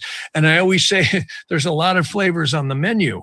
Best and good and bad are not descriptive enough. Like a Jupiter-Uranus line is exceedingly spiritually inventive. The Moon-Venus line is like a Cary Grant movie. This is a Moon-Venus line. Moon-Venus is bliss. It's just bliss. It's emotional bliss. Mars and Jupiter gives you indefatigable energy. A lot of people say to me, what's going on with Donald Trump? Do you know that Donald Trump, here, let me show you something that's really cool. Donald Trump has this is a good example. I don't want to get in trouble for promoting Donald Trump in any way. No, you won't hear. Oh, good, because a lot of folks get pretty bizarre. Yeah, anyways, Everybody's got an opinion, don't they? So here, I'll put up Donald Trump. And I'll put up Biden too, for those who like Biden. All right. Donald Trump, look, check this out. This is not based on anything I'm intuiting or channeling. Right. This is based on Donald Trump's exact birth time. FYI, Donald Trump was born June 14th, 1946 at 10:53:21 a.m. I actually rectified that right to the second, in Queens Village, New York. Now, other astrologers might use, I think they use 10:54. So that longitude and latitude at the place he was born, that's when I measured that first breath was taken. Right. And I always like to check first breath, because most birth charts or birth times are a little off. I always like to have the birth certificate, but I find they're usually a little earlier, because in a delivery room, once the umbilical cord is cut, someone looks up at a clock that they hope is accurate. They grab a clipboard and they write it in there, and then somebody types it in, and that's it. That's the official time. So no one really knows when first breath happens. I use a method to read the energy, and I'm usually pretty close. I got to say that from everything I measure. So Donald Trump, this is only nobody else's, Donald Trump's birth chart across the United States. We can look anywhere in the globe. Check this out. Running right through DC. And by the way, we changed the name for DC. He's got a Mars ascending line. Now, if anybody knows anything about the planet Mars, it's aggressive. See, look at this. Look at the text here. It says, if you lack self-esteem, this is where you'll be self-driven and assertive. Everybody says he only sleeps 4 hours a night. Yeah. And even the ones that hate him say that. So the guy has indefatigable energy. He does anyhow. See, if you look at Donald Trump's birth chart, he has something known as a Raj Yoga Mars. See, this is his ascendant. This is where the Eastern horizon was. This is the 9th house, and this is the 4th. This is sunrise, noon, sunset, midnight. See the cross I'm tracing? Yeah. So this is very scientific. It's very, very geometrical. And the trines are 1, 5, and 9. Why did Trump have the leadership throughout his life that he's had? Well, this little symbol I'm tracing here is Leo. And only a Vedic astrologer is going to see this, because he's Virgo rising and tropical. So he has the sun, which rules Leo, where in the 10th house of career. So to those that hate him, too bad. He's a leader. It's the way it is. And why is he so aggressive? Because he has Mars in the ascendant. And people like to say he's crazy. I would disagree. He's got Mercury, and I'm not promoting this guy. I'm just saying from an astrological standpoint, this is an exceedingly powerful chart. Powerful. And he, by the way, has a Mercury in its own sign. Also, he just moved here. This is something really cool for those, and I know you're in a paranormal. Anybody who studied the moon knows it's an enigma. Just like Pink Floyd said, why does it face us all the time? I love Dark Side of the Moon. I grew up listening to that record in the 70s. I love that record. Anyways, I'd bronze that record and put it on the wall. Anyways, it's so amazing. Anyways, in Vedic astrology, this is the Earth. This is a lunar mansion that surrounds the Earth, a series of them, 27. Talk about numerology. 2 and 7 is 9. How long's a child in a mother's womb? About 9 months. So the numerology in this stuff is breathtaking. They actually say that the angels that surround the throne of God, known as the seraphim in the West, chant the permutations of God's name 10,800 times per hour, and they never do it the same way twice. If they stopped, all of the Yetziratic worlds of the atomic structures and universes would vaporize. They would be gone. And I believe that's true. They literally say the angels up in the absolute world of divinity sustain all of the universal dimensions beneath it. And it's amazing, right down to the moon. So the lunar mansions that surround the Earth is when a child draws first breath. Isn't this interesting? Yeah. Look at how the seed of the father goes into the mother. Right. Okay. And we gestate here. We exit her womb to the 4 elements of the world. And more importantly, notice that's also indicative of the moon, the root chakra. Yeah. It also, by the way, parallels these guys, which are known as the chakras, right? The chakras are these puppies, right? I got them here somewhere. I don't know where I put them. But everybody's seen the chakras. Here they are. So, and in fact, this is what's even more breathtaking. Do you know that every breath we take, just like the police said, we are purifying and rectifying the soul? They say the nose is where the pingalas are. It's a strange word in Sanskrit that means the intake of the air. Air is so divine because this is the third eye chakra is Jupiter. This is Venus. This is the sun. This is Mercury. That's the moon. And the very bottom of the root chakra is actually Saturn. And they say when you draw in breath, many of the Kundalini yogists know about this stuff. You are actually purifying and rectifying many elements in the atomic, you could say, resonance of the body from the spiritual etheric double. And every time you exhale, whether we know it or not, and they say when you do prayer and hold breaths and shove it down into what they call Shakti of the root chakra, you're actually intentionally purifying. So many people in yoga know this, and many diseases have been eradicated through these methods, and they're breathtaking. In fact, people might know it more by this. This is what they call the Pingala. See, you can actually see the left nostril is lunar, the right is solar. And these, again, the Mars is actually at the top of the head, the crown chakra. So they say that's why when we die, known as death, what vacates? I don't care that the doctors can defibrillate you, jump up and down on you, zap you, whatever they want. When that spirit leaves the body, we're dead. And they say the Rosh is known as the spirit. Yeah. It's what drives the breath. And interestingly enough, when the nodes line up in very specific configurations in your birth chart and in mine, we will exit the body, or we're very likely to.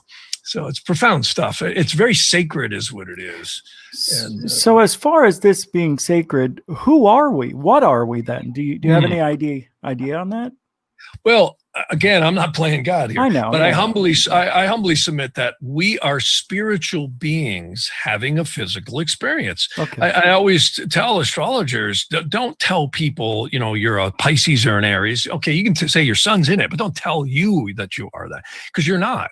Again, if you look at the ancient theology, if your soul is created up here, and the heavens themselves don't even form until hundreds of dimensions down, I think we're sojourners. I really do, on journeys that might be much more fantastic than we realize.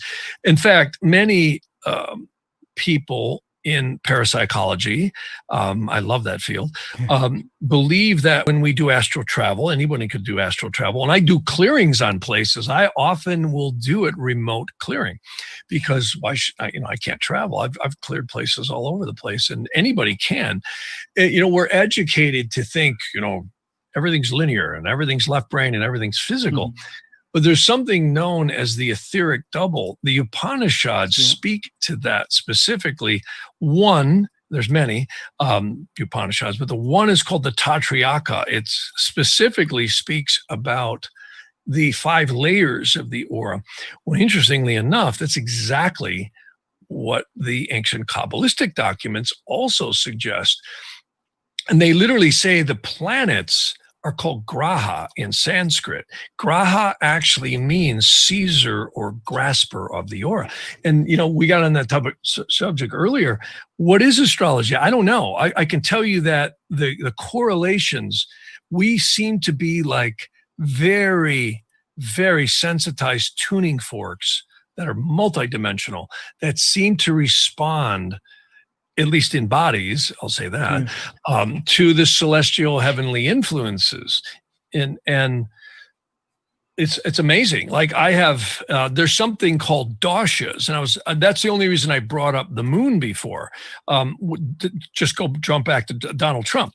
When Donald Trump and you and I and everyone else was born, they say the spirit, psyche, and the soul will pass through the moon instantaneously. We think in terms of velocity and speeds, but they say spirit is instantaneous.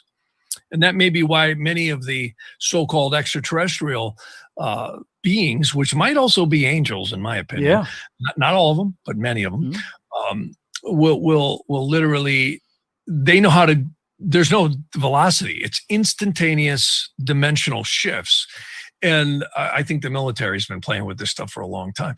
Long story short, in Vedic astrology, the position of the moon's doing like Mach 2.5 around the Earth. It's quite fast. Wow. It's just vast distances. Yeah. And it's not a pretty little circle like I've got drawn here. It's actually an elliptical orbit. And they say the exact position sets up these. Now, this will bend your noodle around. Watch. These are known as the Vimshatori doshas. It's one of many systems of mathematics and numerology in Vedic astrology. Take a look here once. This is Donald Trump. Do you see what he hit right here? He hit a 16-year Jupiter dosha. When? October 29th of 2016, 4 days before he took, no, was it 5 days before he took the presidency in 2016. Wow. That's why I knew he was going to win. And here's what's even more wild. There's something known as primary directions. The Egyptians were doing this. Watch this. I'll show you this. This is really cool. These are known as solar arc directions. You can see right here, when I hit that OK button, this outer wheel is going to change. This is Trump's birth chart right here on the inner wheel. This is the primary or solar arc directions. Well, watch this. Literally the same thing. For the first time in his life ever, he had 4 years ago, he had right when he took the presidency. That's why I knew he was going to take it. See, so this isn't, again, you're not channeling Zulu from Zeton here. This is math. This is absolute math. Unbelievable, yeah. Look at this here. May of 2016, right after that, it was about the summer of 2016. He was born with his sun up here in the midheaven. See, this is sunrise, this is noon, this is sunset, and this is midnight. So this is where his birth chart was. Well, in primary directions, each planet moves 1 degree per year.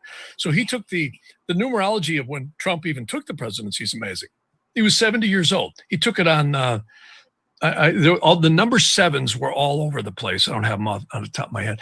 But this primary directed sun crossed his ascendant. I've got clients. I always tell clients when I do readings, I spend about 40 minutes before I get on the phone. And I always tell people when they have events like this, not that they'll become president, but a lot of people I've seen become exceedingly successful or have very big challenges when they have benefics and malefic planets crossing the ascendant. I've seen abductions and demonic attacks happen when certain configurations happen. And right when they get done, it's over. Yeah. And it's really, really fascinating stuff. Well, were you going to show us Biden too? Well, sure, if you want. Oh, yeah. We have to, mate. We have to play fair. Oh, yeah, let's play fair. See, now Biden doesn't have anything like that. And you know, again, I'm not here to, what's his name? Joe. Yeah. So I got to go. I got to go by the first. Joe. Yeah, there we go. Yeah. See, now I use a lot of types of astrology. Let me just see where he is. Joe Biden, he's in here. I just put the boy in here not long ago, so I know he's in here. What did I do here, Joe? Well, I got him here. I have him right here. See, Biden is not in. Biden is ending a Jupiter dosha right here. Biden is going to the next couple of years. See, and these are called the Antar doshas. This is the major period known as a Maha dosha. These are the sub periods. You can actually see the dates get closer together as I go to the right. They work like the odometer of a car. Okay. The main thing, and this gets really advanced, the main thing Biden doesn't have going for him in Nadi astrology, which is a whole nother world. See, if you go back to Trump right now, let me just go to a time tool here. There we go, because I got to get him right to where he is now. Okay, so if you look at Trump Trump has Saturn. This is the birth chart on the inner wheel, and this is the transitors on the outer wheel. Trump just had Saturn begin to make a trine. This is called an Earth trine. That's Capricorn, that's Taurus, and this is Virgo. So if you look at that trine here, he has Saturn by transit trining his sun, trining his Jupiter. Now, I was off on one thing. I thought he was going to win the Nobel Peace Prize. I think the only reason he didn't was because Rahu, this is the moon's north node, that's the moon's south node, was I think the only reason it didn't happen is because Ketu went over his moon. And that's why. See, Trump was born just, and I mean 20 or 30 minutes after a Kalasarpa yoga. See, Kalasarpa yoga that's why we had COVID. That's why I knew 2020 was going to be absolutely cuckoo for Cocoa Puffs, and it was, because we had the Saturn-Pluto conjunction almost exactly when COVID broke out. And we also, and there's all kinds of conspiracy theories about COVID. You know, a lot of people say, oh my God, it was released and this and that. And, you know, I'm not going to go there, but I can tell you there seems to be there's some very questionable things around that from what the astrology says. Oh, okay. I think they definitely, that had some help getting out there. That's what I think. Yeah. And some people say it was China. We know it came out of China. Or other people say it was coerced by some New World Order folks. There's definitely something like that going on, because I think they're disappointed it wasn't worse than it was. Anyways, long story short, Trump was born with all the planets contained between the north and the south node. Okay. That's known as a Kalasarpa yoga, which means a serpent curse, except he doesn't have one because the moon is a little hard to see here, but I can't zoom in on this screen. Yeah, I see it. Yeah. But the moon is just past the south node. Yeah. And I've got many clients who have Kalasarpa yogas, and when it's broken by the moon, they are saved by the bell. And it's a very challenging aspect, though. Sometimes it's very powerful, and they achieve great heights, and then they fall to great depths. So Trump is a very unique chart. He really, really does. Biden doesn't have the punch. And the reason why Biden has Ketu transiting, that's the moon south node, by the way, for Western astrologers, is transiting his sun. See, the sun is accolades, achievements, and on and on. And even if you do have, you know, 3/4 of the media and the billionaires behind you, his astrology is not strong enough. He has Ketu transiting 7th from his Saturn. That's also not a good omen for health. And I would tell you, those that believe that Harris will be the president if he's elected are probably right. I don't think he's going to do well in another year or two at all. And see, he doesn't have Jupiter and Saturn giving the force to his chart that Donald Trump has. And it's nothing to do with liking or disliking anybody. Yeah. See, by the middle of November, see, if you look at this chart, you can see these are the dates here. If I go forward, just literally a couple of weeks, you'll see Trump is going to have Jupiter join Saturn. The whole world's going to get this Saturn-Jupiter conjunction on the winter solstice. You can see it in the sky. Very powerful. That's why the world is changing right now. This is really, really colossal what's happening. It's a major time of change in the world. And Trump will also have his sun and his Jupiter dasha fortified by these two planets, which, I mean, just tells me right there he takes the presidency. I've also looked at things called interrogation astrology, which is not someone's birth chart. It's literally asking a question, and it keeps coming up. Trump's going to win. And I think this whole issue with Biden and, Hunter and the pay-to-play stuff is going to really haunt him. I think so. Yeah. Whether he likes it or not. Because that's what the chart says. Mm-hmm. Yeah. I mean, that I could be wrong, but that's, if I'm interpreting it right, that I see Trump taking it. And I think they very likely might take the House and the Senate as well. If he wins, I think, that's going to happen anyway, right?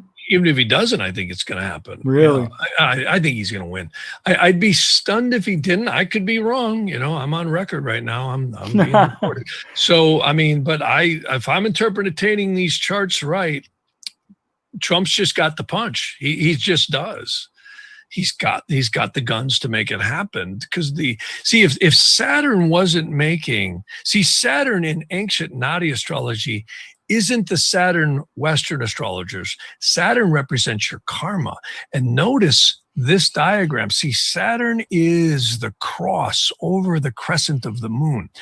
It really means previously concretized karmic energies and merits and demerits to the soul that release like a grounding rod. It's almost like a capacitor. It's like grounding out plates on a capacitor. Boom, the energy bleeds into the life. Well, here's the interesting thing about the geometry of astrology.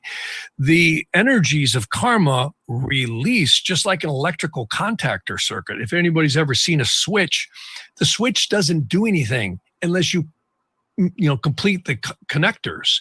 That's when conductivity happens. That's what aspects do, the geometry. See, Trump has the Saturn trining the sun and making the earth trine by Nadi astrology to the Jupiter, Dasha Lord he's in. Plain English? Yeah. He's cooking. Plus, notice it's 7th. You go to Biden's chart, he doesn't have that. Biden has K2 aspecting the sun. See, K2 it rules salvation, moksha, and it also is diminutive. It tends to decrease things. It's when you tend to get not the accolades you should get. And then look at Trump again. Trump also has the moon's north node transiting over the sun and the north node. He had a nodal return. That can only happen 5 or 6 times in a lifetime. It happens once every 18 years. 18 and a half years. See, this is all math, cycles, and geometry. So what if you put in the day of the election or the day after? Would that give us any indication of who would win? It would, but not directly. You're better off looking at the birth chart. Yes, because a lot of astrologers do look at that, and I have too. Mercury goes direct on the day of the election. On the day. Wow. Mercury is retrograde. Many people have heard of Mercury retrograde. Yeah. See, Mercury retrograde has 3 phases. The oil companies know about this too. You ever hear of a company called Occidental Petroleum? Well, Occidental means it sets after the sun. So Mercury's first phase is Occidental. You can actually see it here. Here's a better way to show you here. If you look at, here's the chart in the sky right now. So you can see this is right where I'm at in California here. I'm in West Hills. So you can see Saturn, and this is sunrise. This is noon where that arrow is. That's sunset. And this over here is midnight. So Mercury right now, you can see that little RX there. That means it's retrograde. So Mercury goes out elongated from the sun no more than about 24 degrees. This is just the geometry of Mercury because it orbits around the sun. So, but this is not heliocentric astrology. This is known as geocentric astrology. So geo means we're looking from the earth. We don't live on the sun. We live here on the earth. See? So again, it's the place where the ego gets to express our perception of reality. So from Earth's perspective, yes, the Mercury is going backwards. Now, if you went up in a spaceship above the sun, you'd go, Mercury never goes backwards. No, it doesn't. But from the Earth's perspective, it does. All the planets go backwards except the sun and the moon. Every one of them. Because of the speed of our orbit and the speed of theirs. It's like 2 cars on the freeway. If you don't look at the landscape going by and you just look at the other car, if you're doing 55 and it's doing 50, it looks like it's going backwards, right? When it's not, you're just faster. Yeah. So it's the same very basic principle. And what happens is Mercury will go in, or better yet, align to the sun. That's called combustion. So the first phase is Occidental. It's always the worst phase when a lot of accidents happen, weird stuff happens. And then it goes into the sun from Earth's perspective, and then comes out the other side. That means Oriental. So the three phases are the Occidental phase, the combust phase, and the Oriental phase. It'll elongate out to about here. Watch, you can see the dates up here. Today's the 24th of October. So if we shoot forward to the 3rd of November, notice, just like I said, Mercury elongated out, went through the sun. If you watch that animation, I'll go back one day. So you can see right there, it switched from RX to S. That means stationing. Stationing is like a train. It comes to the station, slows down and stops, and then turns around and goes direct. See, there you go. So it does so exactly on the election day. And what does this mean in plain English? I can tell you they're going to manipulate the heck out of these votes. I had a Brittany Spaniel back in the late 60s, and I know she's going to be voting for Biden too. And I think your great-great-grandfather will probably be voting for Biden if they can get him to vote, even though he might not be here. So, I really, I mean, I could be wrong, but my opinion is you're going to see these dudes pull out all the stops. And that's why they're probably pretty ticked off about Amy Barrett, because, it may have to get adjudicated. I don't know. I can't call it, but I think Trump's going to win so overwhelmingly, if the charts are right, that their futile attempts to make it any other way is going to be tough. It is wild stuff, man. I mean, this is, I remember Nancy Reagan used, I think, an astrologer or a psychic. I'm glad you brought that up. I don't know how old you are, but one of my favorite actors is Robert Mitchum. Yeah. Remember Robert Mitchum? Awesome. Of course. I'm 52. Yeah. Okay, cool. So you remember him. Yep. So Robert Mitchum moved to California, came here on a freight train in the 1920s and during the Depression. And he went to work as a ghostwriter for a man named Carol Ryder. He was Robert Mitchum, the actor, was a ghostwriter for an astrologer who was one of the most famous astrologers in Hollywood. Well, guess who one of his main clients was? Not Nancy, Ronald Reagan. Carol Ryder is the guy who actually did what we call an electional astrology. I do that all the time for real estate people.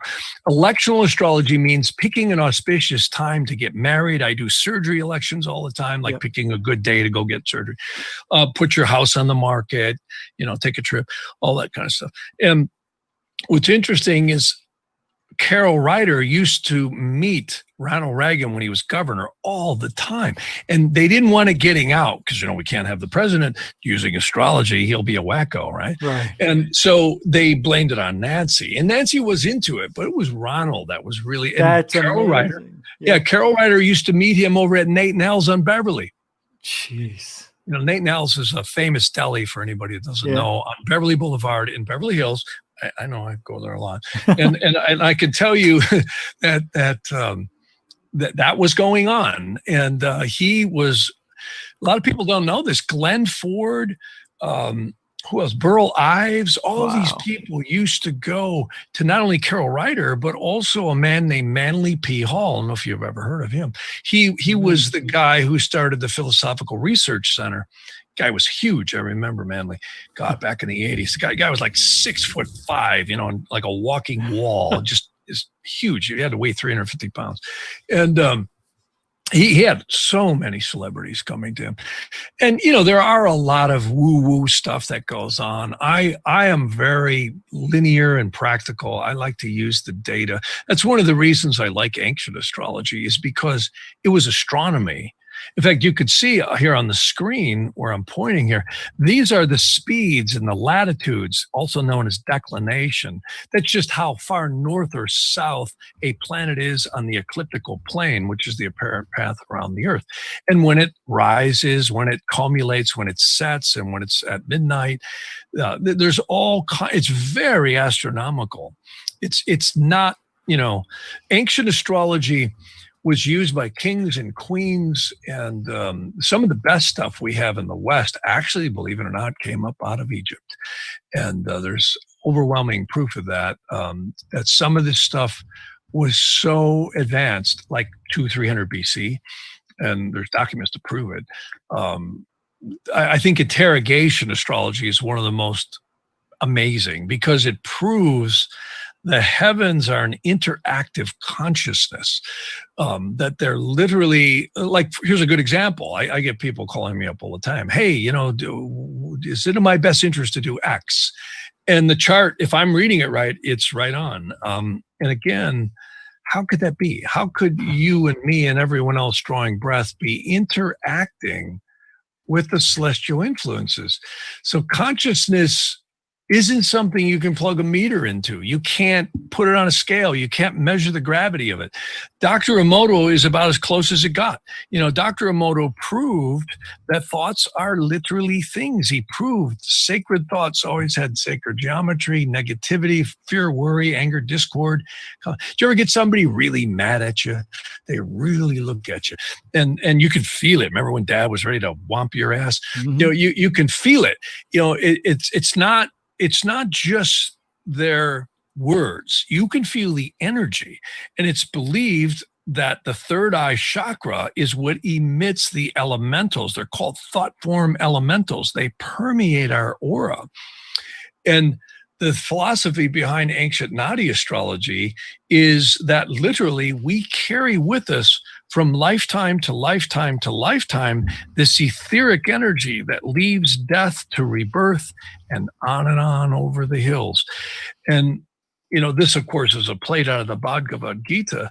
But I personally really believe that that's true. I really do. Because some wonderful psychiatrists and psychologists that I've worked with said, Jeff, we have these people in certain conditions. We've put them through, rehabilitation in prisons. I have one psychiatrist who works in federal prison systems and says there is clearly demonic entities on certain individuals. We know it. And you can call it what you will. We can categorize it in the square box of psychiatry, but there's no explanation. It wasn't in the upbringing. It wasn't in this or that. So in other words, the square box of, well, you're a product of your environment doesn't fit all the time. Yeah. It does a lot of times, but, it's not that linear. And what explains it is the heavens at the moment in time. There's a wonderful text that I love to show. This book, again, I'm not out to bash the religions, though a couple of them need some serious bashing. But I would tell you that one of my favorite texts is this one right here. This is known as the Sha'areh or Sha'ar Hagilgam. Sha'areh or Sha'ar means gate in Hebrew, and Hagilgam means cycling or recycling. So hence its name is the gate of reincarnations. And in these texts, breathtaking. This particular translation and text is not that old. It's only from the 1500s, but it goes back to the times of biblical times and before. The Rig Veda and many of the Upanishads and many of the sacred holy texts of Tibet and India are breathtaking. It really proves, this talks about how every one of us, when we exit the body known as death, we will end up in something known as the pouch of the slingshot. That's a nickname for the worlds of Asaya, also known as the astral worlds. Nobody will escape death. If you do, please give me a call. I want to know how you're doing it. But nobody will escape death. We're all going to exit the body. And they say that death itself is a very sacred purification of the soul that has to be experienced, at least in this particular realm. Hence why maybe we see so much protection of Earth. I had the great fortune with my wife, Camille, who was, I really have always been amazed at the stuff she gets exposed to. She's really a smart lady. We went to a meeting, I think probably at least 20 years ago. You probably know it well. It's a book called Left at Eastgate. You ever hear about that one? No. Well, it was written by two military guys. One, I think his name was Larry Warren and Peter Robbins. I know it now. Yeah. Warren, yeah. Okay, this is just one example, let alone Philip Lieutenant Corso. Yeah. who, so many. In fact, a good friend of mine is Jim Delatoso. I don't know if you know him. Oh, I met him. He lives in Arizona. Yeah. Yeah, exactly. Yeah. And in fact, I was with Jim when he was analyzing the Phoenix Lights in 1997. Oh, and that was really you on cool. that documentary then with him, or TV show? No, I There was wasn't on a one, TV show. No, I was okay. hiding. In fact, when the cameras came around, I hid. right. I'm kind of anti. I don't even like being on camera. Okay. But I do it. But what was so cool is Jim was, Jim's been really wrongly discredited by certain people trying to discredit his work. Some people, other people really revere him. And I can tell you, Jim had some amazingly smart people around him. Dr. Swimmer was one. He had a company called Village Labs. Yeah. And he had all these genius, doctors and PhDs around. I loved it. I hung out with Jim for like 3 or 4 weeks there. I didn't want to leave. I forget how. I was working on some patents at the time, some digital technology. I just filed some patents in the patent office, and so Jim and I hooked up on other business issues, and that's how I met him. And I went into Village Labs, and all these people and press people around. I'm like, "What are you doing, Jim? What's going on?" He said, "Well, you wouldn't believe it." He says, "We just had the Phoenix Lights happen, Dr. Linkatai and all this." I'm like, wow, that's really cool. And I started, hanging out. He said, "Why don't you just stay here?" I said, "Okay, cool." So I rolled out of bed in the back and hung around for like 2 or 3 weeks. And he's got all these scientists coming in. Dr. Swimmer was one. Talk about a mathematician. Oh God, I love that guy. We used to sit down and do Fibonacci equations, and he would show me all this stuff. I'm like, wow.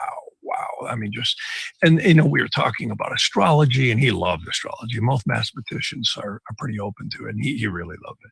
But long story short, back to what we were talking about. The worlds of Asea is known as the pouch of the slingshot.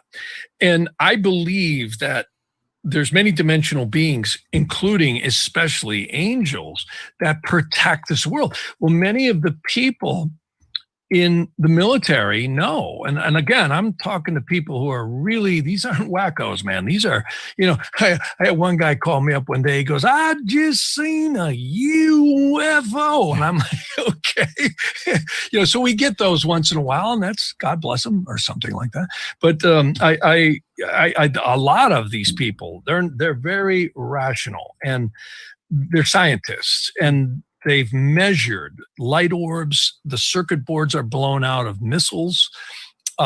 Again, many very rational pilots and airline pilots as well as military guys. I mean, they've just documented so many things unequivocally that this is going on.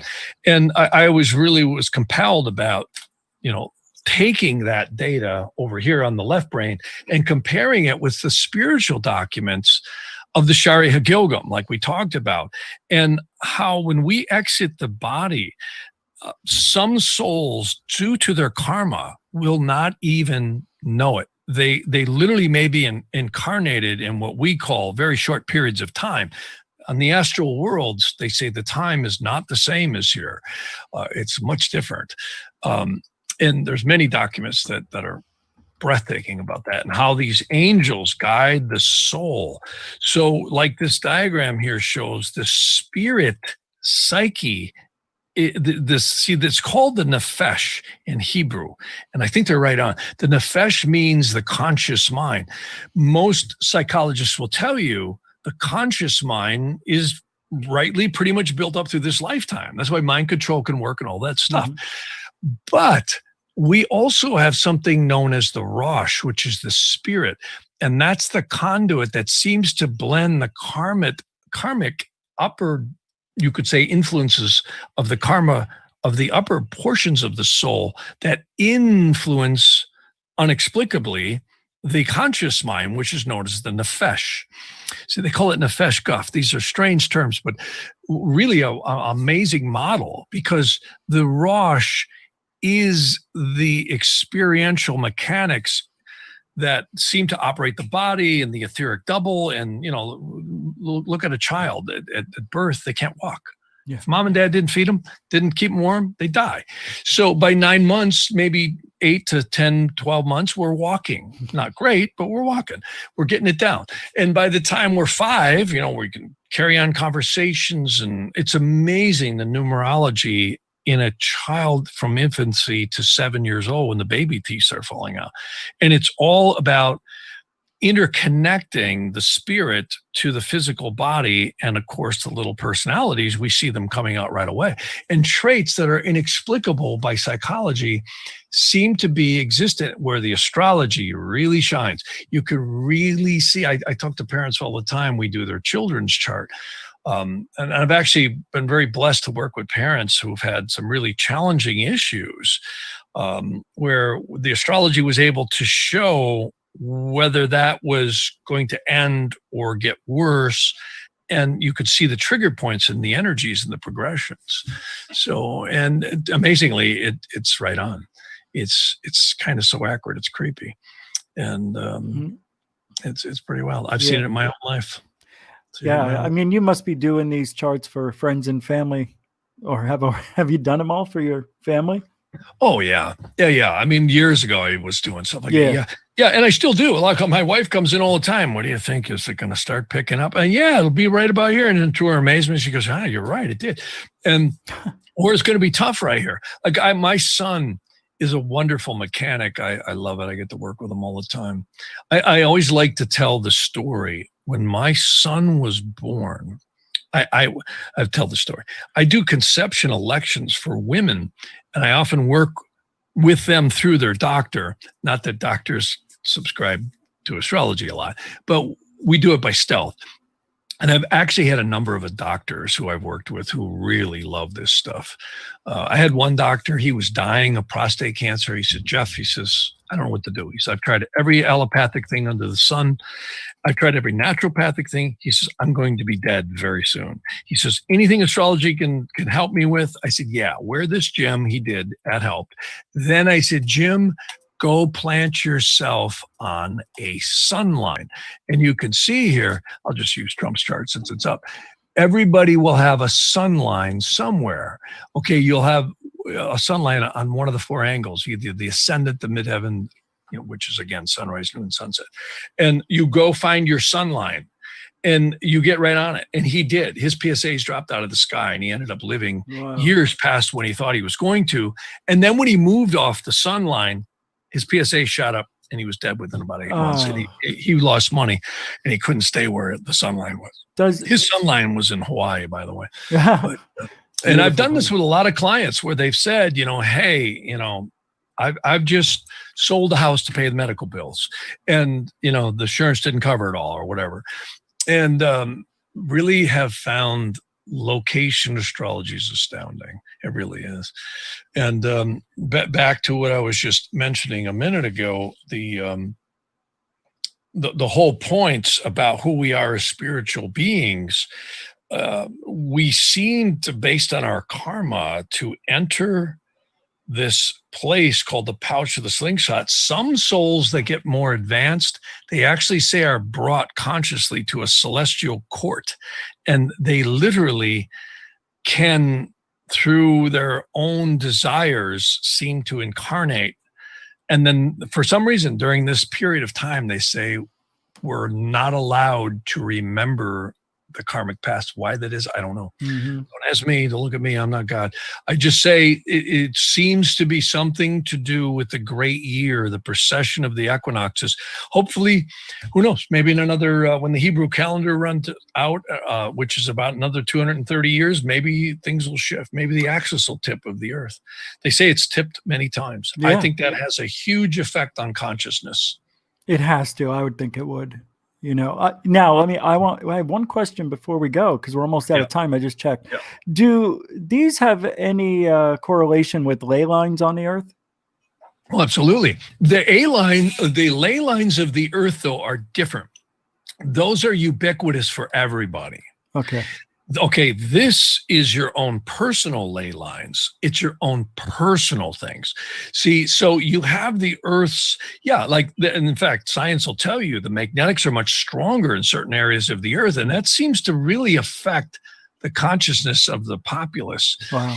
And you have ley lines, like I believe Hollywood is built on some very powerful ley lines. The studios, believe it or not, if you go look at Warner Brothers, Universal, all of them, Fox, right down the line, MGM, which is now Sony, they're all within 1.5 miles of this ley line, striping right down through Burbank into Culver City, and striping right out on the ocean.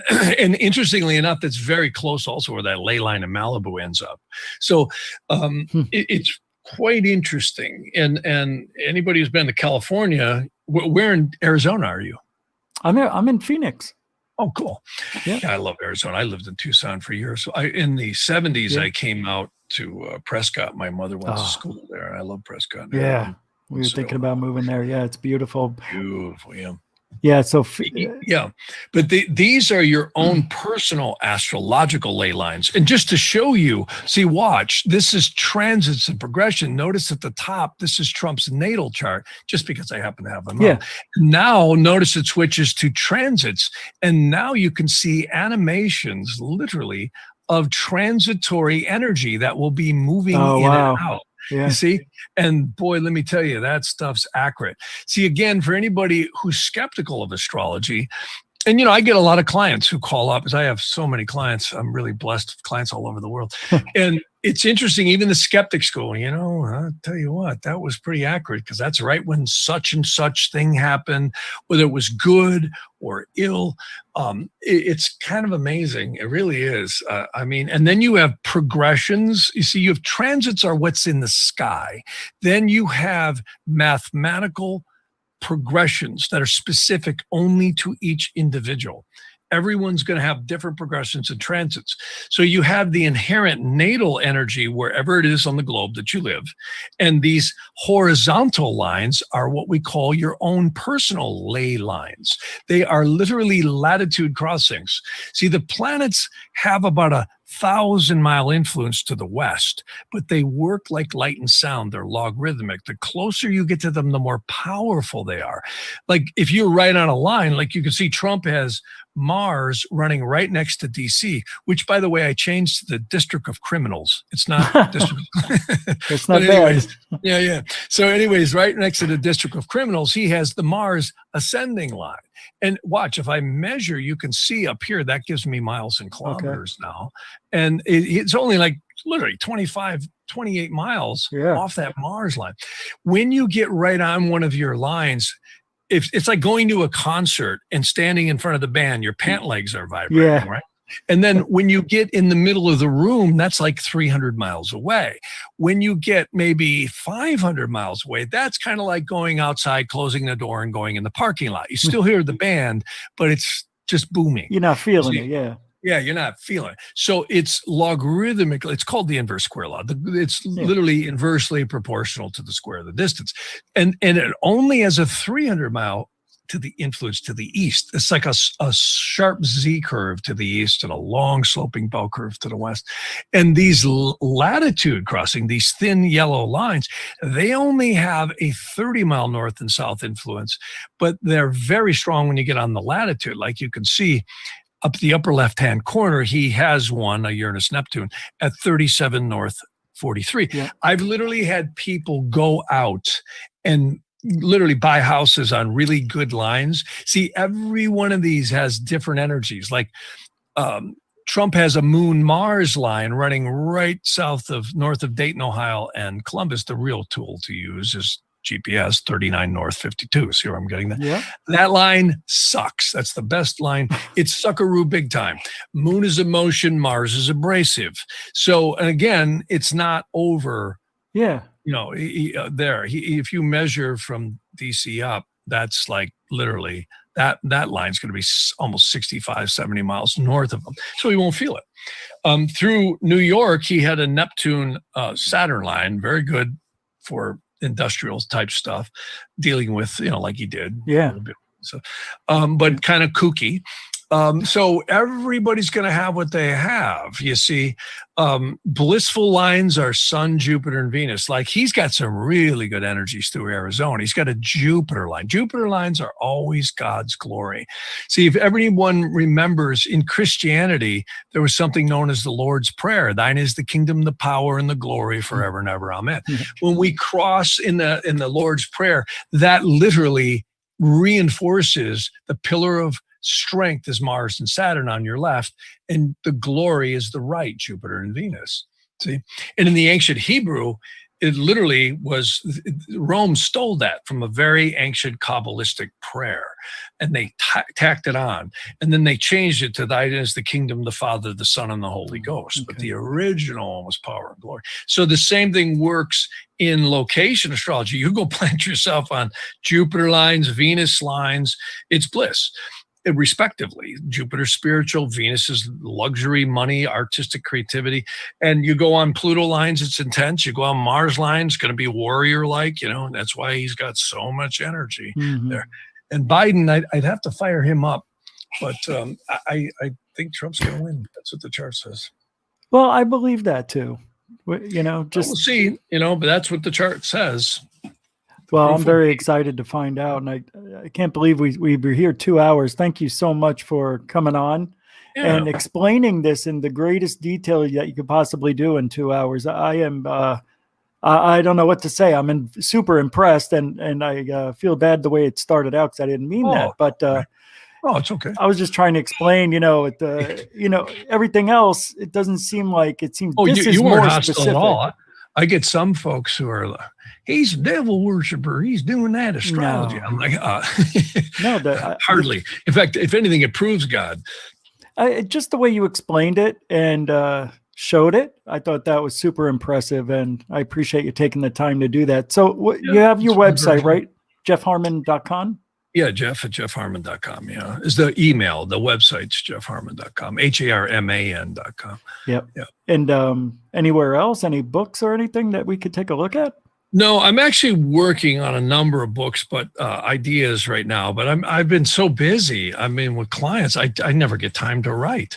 I can imagine. Yeah. And you've been doing this for now 45 years? Yes, I didn't know what the heck I was doing back in the 70s, but I was certainly learning. Yeah. And I humbly submit, the deeper I get in this stuff, the more you see just how vast it is. I have been immersing into this parallel studies of both the ancient texts of the soul and so many fascinating things about why we're here, and then the Nadi Granthas, which are the very ancient texts of India, which is breathtaking. I mean, when you look at astrology from that standpoint, it isn't astrology anymore. It is the path of the soul, which is, I find, just amazing, because really we're all looking for some direction and answers. And I think that helps a lot, even though we have to use our goals and our free will and our minds and our skills and our education, but it gives us marker points and goals. And it's always happy to me when I've helped someone see, that, hey, you're going to get a life peak here. Like when you look at progressions in certain dashas, even in my own life, I'd go, my God, if I didn't know that I had this better period coming, it really would be very bleak, So you start to look at the hard times as maybe more ways to grow, and you can utilize that energy. That's what they teach you in the art of war and martial arts. You take energy and you deflect it to your advantage. And that's the way I like to look at this stuff. It's just energy. The whole universe is energy. And the more we stop looking at it as, hocus pocus and predicting the future and all that, it's not that. It's energy. It's divine energy that is uniquely inherent to every one of us. And nobody will experience it quite the same way. It's really fascinating. Well, I can't wait to see what happens on November 3rd, although we probably won't find out for a few days or maybe weeks. Who knows? Yeah, but I feel like somebody's going to mess with this thing, and Biden might win because they mess with it. That's the only way. Yeah, I don't think that's going to happen. No, I really don't, unless I'm, they're really good, but it doesn't come off that way. It really, even the interrogations, I said last spring that I thought Trump would win like a freight train through a wet paper bag. And I think that's how it's going to go. Good. We'll see. We'll see. Well, we can leave it on that. Thank you very much. And appreciate this. I'd love to have you on in the future too. You bet. Pleasure was mine. Thank you. Oh, appreciate it. Yeah. And everybody listening, thank you we're not going to have the regular outro. So Thank you, newcomers, super chatters, and have a great weekend. Oh, we'll see you tomorrow. That's right. Dave Scott's going to be here. So thanks, moderators and newcomers. You guys have a great weekend. We'll see you tomorrow night. Thank you. Thank you, Jeff Harman. You bet.